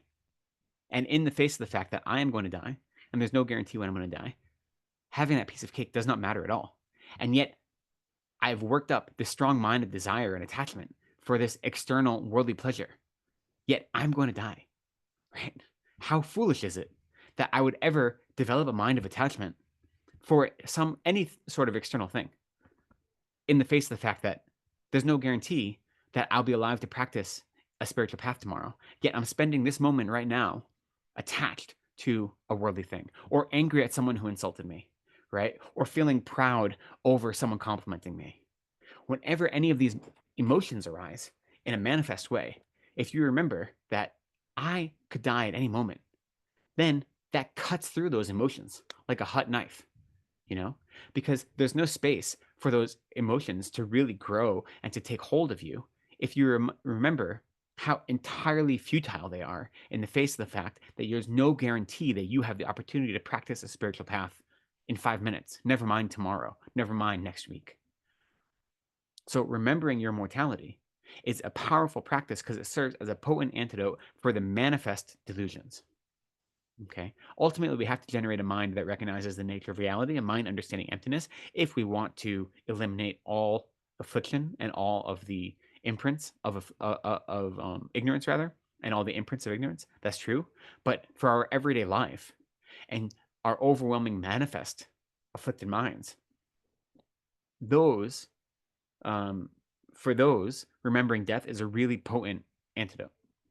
So it's worth practicing even in your life.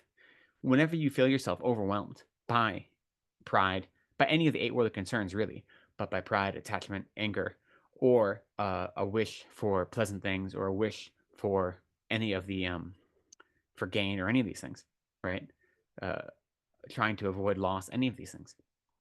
Whenever you notice that, any of those minds, any of those afflicted minds, active in your continuum, remind yourself, I could die at any moment. And if I were to die right now, is this the mind I want to die with? This negative mind, this afflicted mind, this mind that is grasping onto external phenomena as if it were really important to me, if it were the source of happiness. Is that the mind I want to die with? Right? And you'll always find the answer to be no. And so by remembering that, it lets you just get rid of that mind instantaneously. You don't even have to think about it. Like, what if I were to die right now and my last mind was this strong attachment, or this strong hatred, or this pride, this jealousy, any of these things, right? So in that way, one of the second advantage of cultivating mindfulness of death is that that practice itself is the most powerful practice. Now, the third and the fourth and the fifth advantages are that cultivating mindfulness of death is important at the beginning and middle and end of your practice.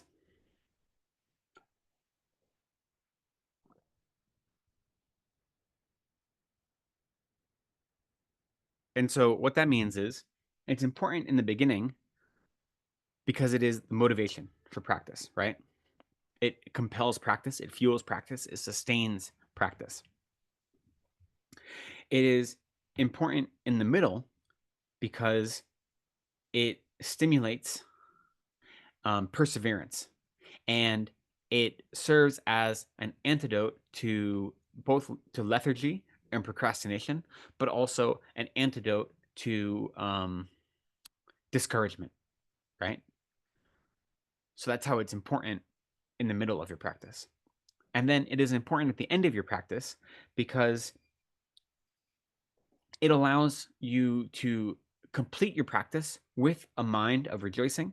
And they say it consummates your practice by making your full practice complete, by making your practice continually focused on moving forward in your spiritual journey, right? So it serves as a motivating cause, and it serves as a to stimulate perseverance and to avoid discouragement. And then it serves to make your practice virtuous in the end by consummating it and making it complete and whole and always looking towards Buddhahood, and never tied down to the expectations of this life only. So in that way, it is considered to be advantageous, or important rather, in the beginning, middle, and end. So those are the third, fourth, and fifth ways that developing or contemplating death, or cultivating a mindfulness of death is important, the advantages. And then the sixth advantage that is discussed in the Lamrim's text, at least, is that it'll allow you to die happily and gladly. So this is kind of the opposite of the sixth disadvantage, right? So the sixth disadvantage is you die with a mind of regret. So here, you would die with a happy mind. So ideally, we would die with a happy mind. Or like I said, the middling practitioner, if they don't have a happy mind, they at least have a mind that is graceful, that isn't overwhelmed by fear. And then at the least, we can hope for a mind that isn't filled with regret. So that is like the base minimum of what we're aiming for, is a mind that isn't overwhelmed by regret, but then also a mind that isn't overwhelmed by fear, and then an actual mind that is happy, that even recognizing that this body is ending doesn't have any experience of emotional suffering as a result of that.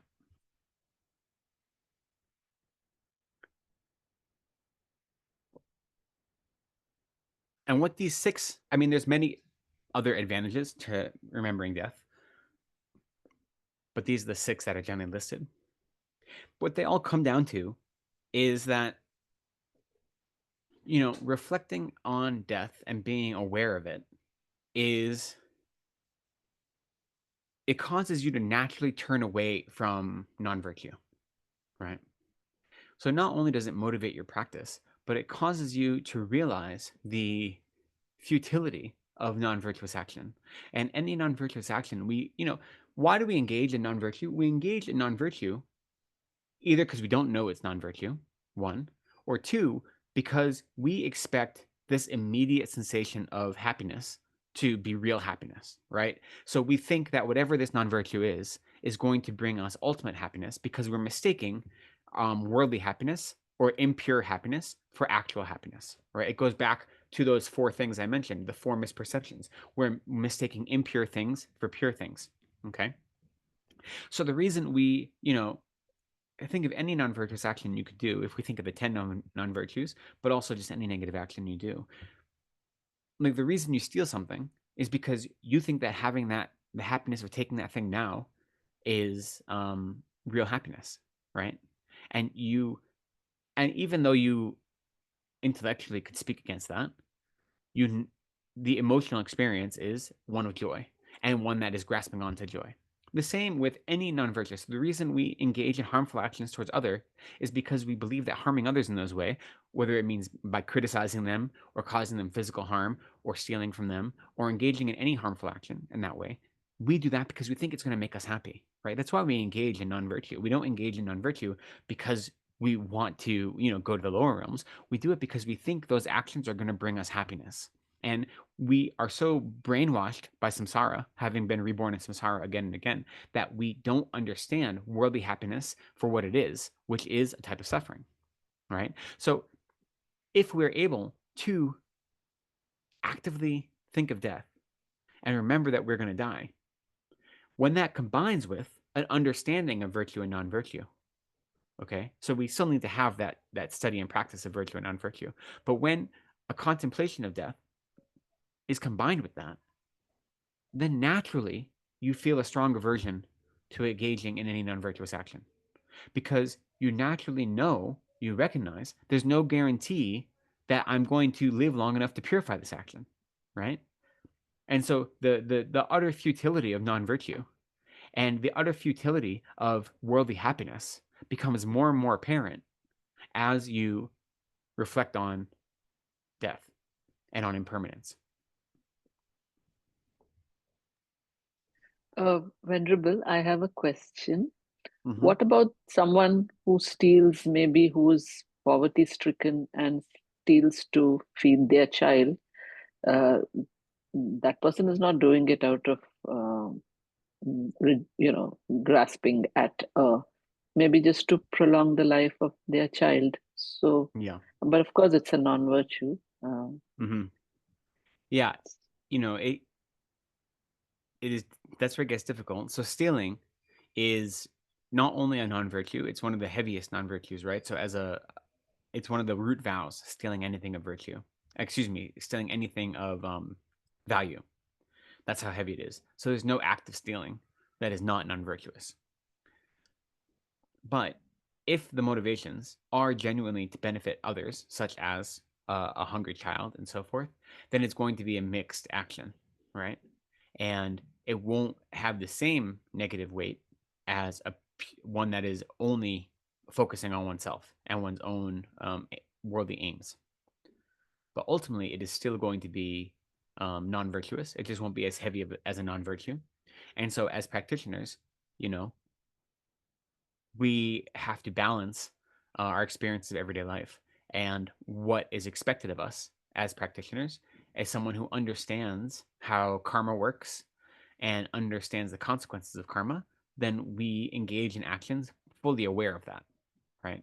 So that's the important thing, is that we wouldn't engage in an act of stealing and say, no, this is really a virtuous action. Because even if it's done for the benefit of others, it's still a non-virtuous action. So if we feel compelled to do that, which you may be, given on the circumstances, we don't do it with the deceit to ourselves that I'm actually engaging in virtue. Do you know what I mean? So it's not as heavy as doing it mindlessly or doing it in such a way as that for your own worldly ends. It isn't as heavy, but it is still non-virtue. But it's difficult, right? Those circumstances. That's why living in samsara is so hard. And that's why having this opportunity to practice is so rare, because it's more often than not that we're put in difficult circumstances than not. And the fact that we, those of us that have a chance to study the Dharma together, to practice the Dharma, can even contemplate those circumstances is like a privilege that many people don't have, right? So when we talk about being reborn as a human and we talk about the perfect human rebirth, not all humans have a perfect human rebirth. And many people have all of the 18 conditions of a perfect human rebirth, right? The endowments and the freedoms, yet they still are put in circumstances or situations where if they want to survive, they need to engage in non-virtue. And if you look at the teachings of the Kadampa Geshes, right, the 10 innermost jewels, it's more important to practice the Dharma so wholeheartedly that you can accept, you can bear all sorts of external hardships, including death. That's more important if it's because of your spiritual practice. But it's hard to say that for other people, right? I don't have any authority to look at other people and say you should engage in hardships because that's the spiritual thing to do, right? We can only do that for ourselves. And so the fact that we have the conditions that allow us to tame our minds and to engage in these level of contemplation, this level of study, this level of practice is a real privilege.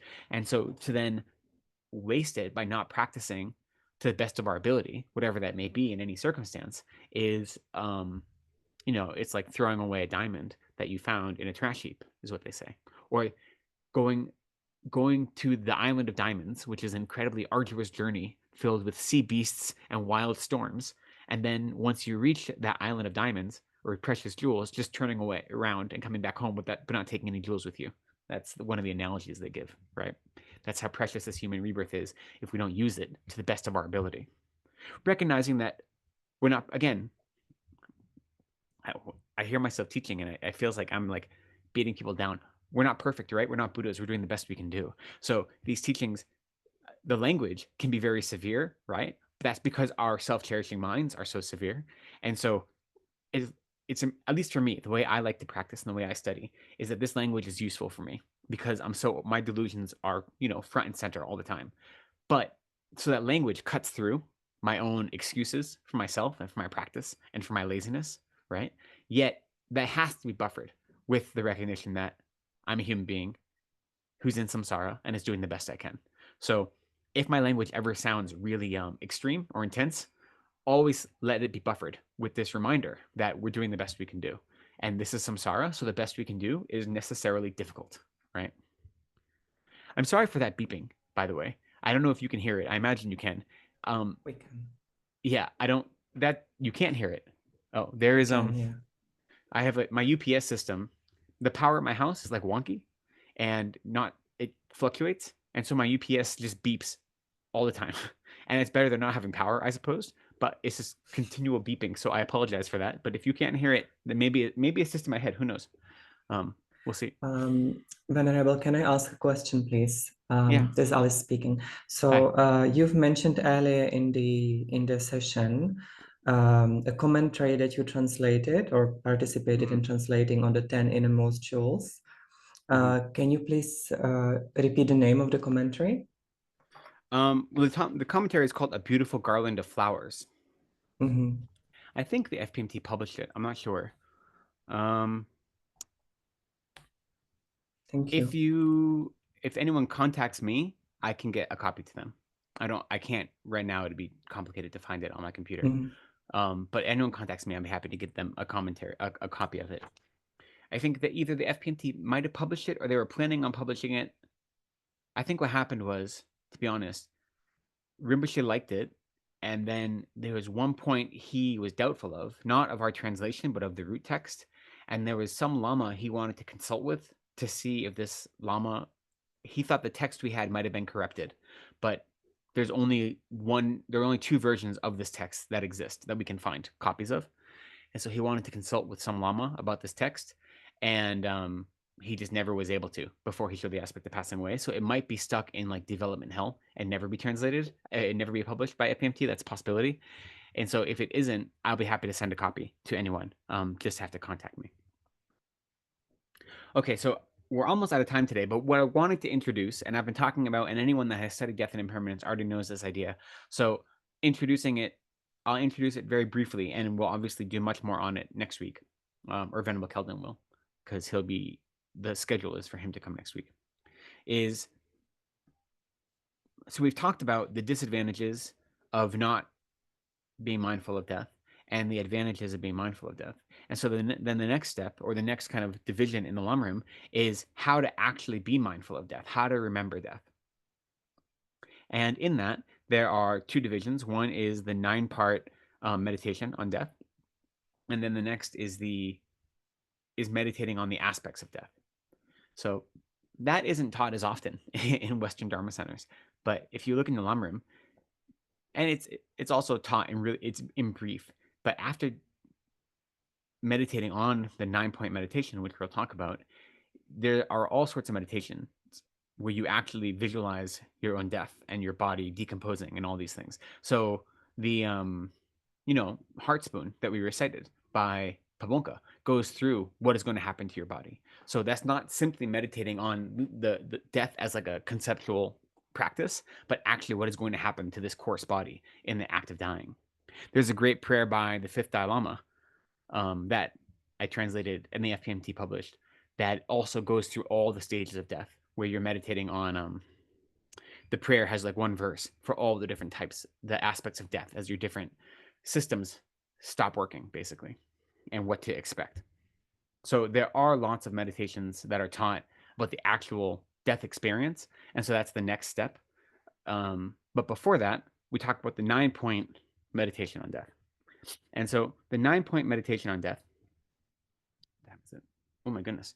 Okay, so the 9-point meditation on death has 3 roots, right? There are 3 root points, and each of those has 3 aspects that you meditate on, and that's how you get to 9. And so the 3 roots are that the first one is that death is certain. The second is that the time of death is uncertain. And then the third is that at the time of death, nothing will be of benefit except for your Dharma practice. So these 3 roots come with 3 determinations, right? So as you go through the meditations, the 9 different parts of these root meditations, after meditating on the fact that death is certain, you develop the strong determination that I am going to die, and therefore I must practice Dharma. Right? That's the point of meditating on the fact that death is certain, is that you develop the strong recognition and determination, I am going to die, and therefore I will practice Dharma. That's the first determination, it's called. The second root, that the time of death is uncertain, when you meditate on the 3 aspects of that, the second determination that comes as a result is that not only must I practice Dharma, but I must practice Dharma from this very moment, right? And then the last one, the last root being that nothing will be of benefit except for Dharma practice at the time of death. The determination that comes from that is not only must I practice Dharma from this very moment, but I must only practice Dharma, right? I must make everything I do Dharma practice. So I mustn't do anything with my life that is not Dharma practice. This is one of the reasons that I'm so kind of obsessed with exploring what it means to bring our spiritual practice into our everyday life, right? Into all the things we're doing. Because most of us don't have the luxury of living in a monastery or living in perpetual retreat, that we have a worldly life that we have to navigate. And yet we need to make that worldly life Dharma all the time, regardless of our worldly obligations. And so meditating on death helps us be convinced, it helps us develop that determination that not only that I am going to die, therefore I will practice Dharma, Not only will I practice Dharma, I will practice Dharma right now from this very moment. And not only will I practice Dharma from this very moment, but I will only practice Dharma because nothing else is a benefit, right? So those are the 3 determinations that come from the 3 roots, which are the 3 roots of the 9-point meditation. And you know what? I think I'm going to stop there. I was going to go at least into the first 3 points of the first root, but it's about time to end. So I will leave those to Venerable Gyalten for next week to go into all 9 points in more detail. And I'll have a few minutes for questions, if there are any, before we do some closing prayers. Yeah, Lekden, Yeah. can I ask a question? Sure. So, so we say that the most important moment of our life is the time of at the moment of our death, and having a virtuous mind is very important for having a favorable birth like human birth. Mhm. So, what is the best bet that we can have a virtuous mind at the time of death? Is one.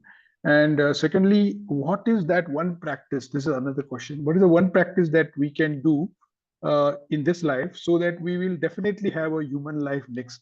Is there something like that in the scriptures or somewhere?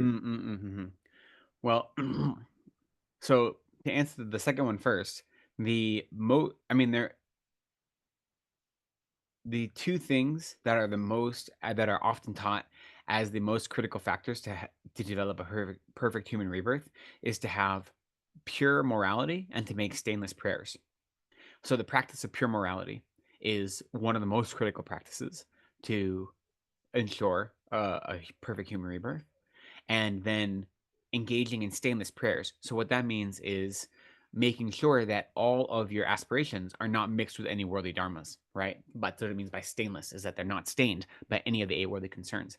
Your prayers to be reborn as a human, your prayers not to be reborn as a human because you want the comforts of a human life, but to be reborn as a human so you can continue to practice the Dharma, so you become a Buddha, so you can benefit all sentient beings, right? If your only goal is to be reborn a human, just for that reason alone, then that is a being of lower scope, right? So we talked about how Atisha, his innovation was to develop or categorize practices that are common to the small scope being, medium scope being, and great scope being.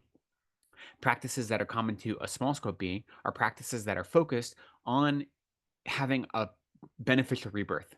So either a rebirth as a human or a demigod or a god. Practices that are common to a medium scope being are practices that have the aim of being free from samsara for oneself, achieving liberation. And then practices that are common to great scope beings are practices that are looking to become Buddhas to benefit all sentient beings, right? So even though we have a bodhicitta mind, the mind that wants to become Buddha to benefit all others, we use that mind to motivate and inspire our practices of the 3 scopes. So meditating on death and impermanence is a small scope practice, or a practice that is shared in common with small scope motivations. So that means that that's where the idea of stainless prayers comes in as a way to ensure a perfect human rebirth, is that it is prayers that aren't mixed with worldly concerns, but prayers that are focused only on other worldly concerns, or Dharma, basically. Now, your other question was, how can we ensure that we have a virtuous mind at the time of death, right? Was that your first question? Yeah, that's the whole point of this, is by fearing death now, by being aware of death now, by meditating on death now, becoming familiar with death. So that you fear death, your fear of death should be a healthy kind of existential fear that motivates practice, but not a fear that is based in grasping to this life.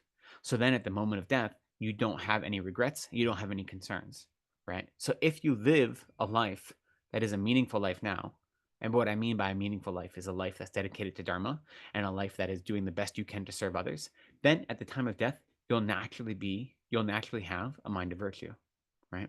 That goes with doing practice on yourself now so that you can be familiar with the experience of death and so that you aren't afraid of what's going to happen.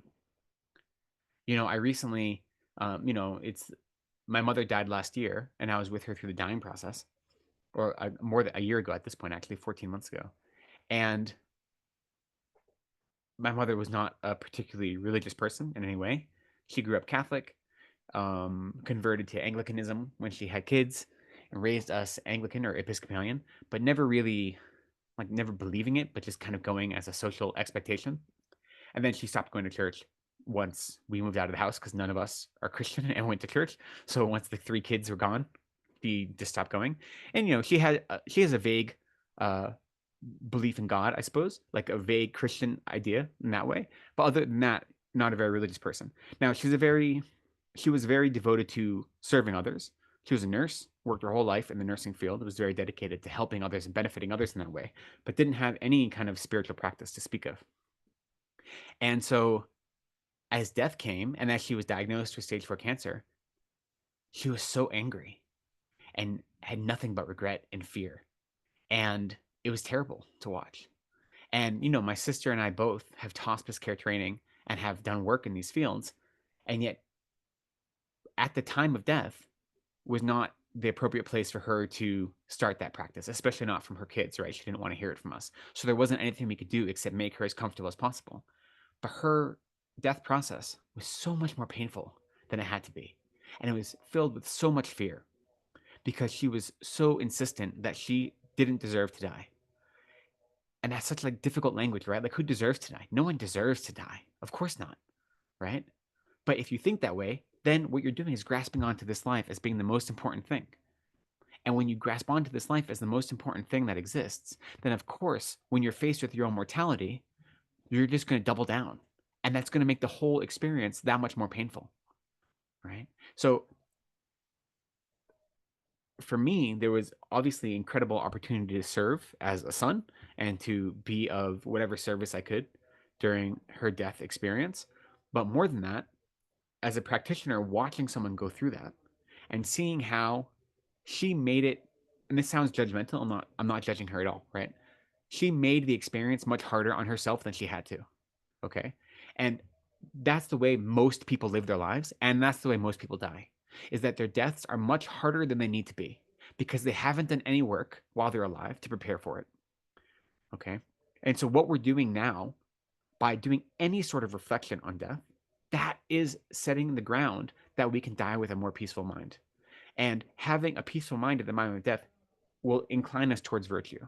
So it's not that we have to do any one practice that's going to generate a mind of virtue at the time of death. Our spiritual practice now, being aware of our mortality and being aware that our time is limited, we're not promised tomorrow, right? And therefore we use this opportunity and this privilege of being reborn as a human that we have. We use it now to engage in virtue. That is what allows us to have a virtuous mind at the time of death, or that's what makes it easier for the virtuous mind at the time of death to happen. Now, I don't want to sound like I am being judgmental of my mother or her experience. I don't actually know what her mind was. I just know my experience of what she was going through. And at the actual time of death, I don't know what her mind was, right? So it's possible. I just want to say that I'm not judging what her experience was. But from the outside, when you see someone go through that, it reminds you how important it is to do the work now when you have the opportunity to do it. So that is the best practice you can do. Any spiritual practice that is motivated, remembering there's no guarantee that tomorrow exists for you. There's no guarantee that, we're going to go to bed tonight and wake up tomorrow.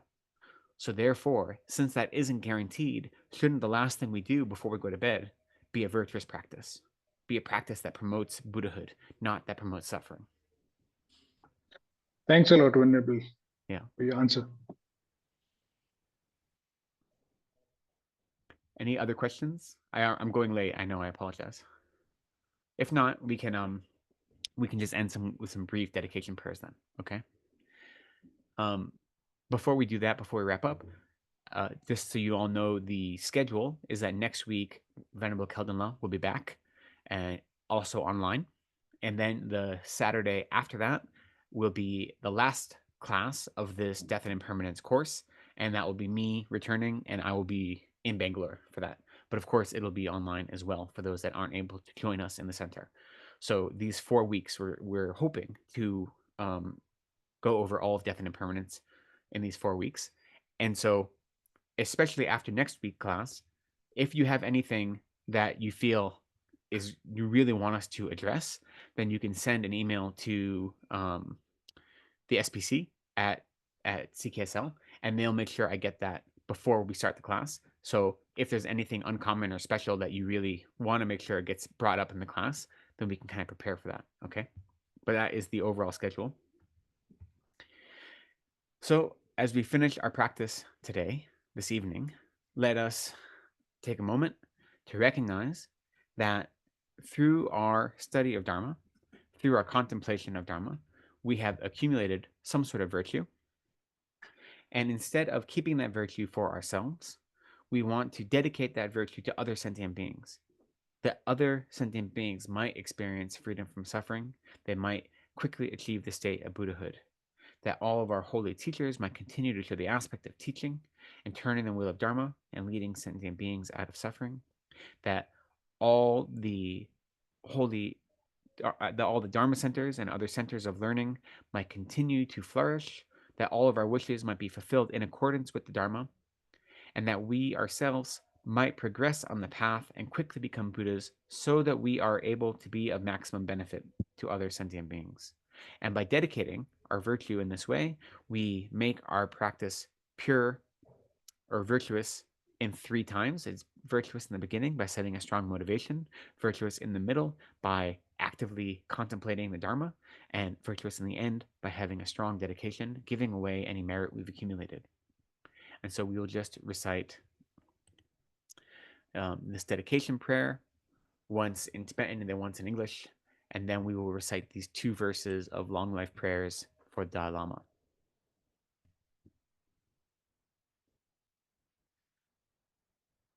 Choe Sum Ring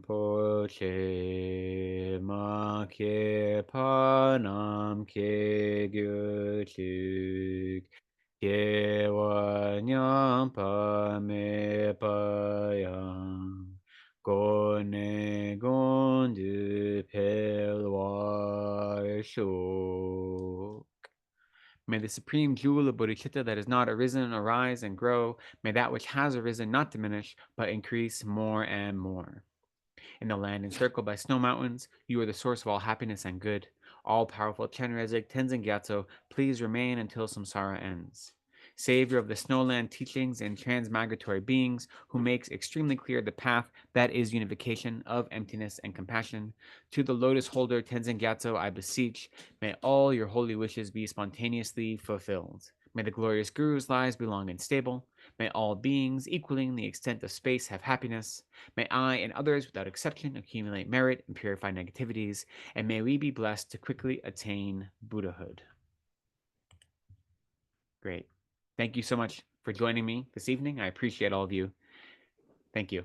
Thank you, Lekden, for a great teaching today.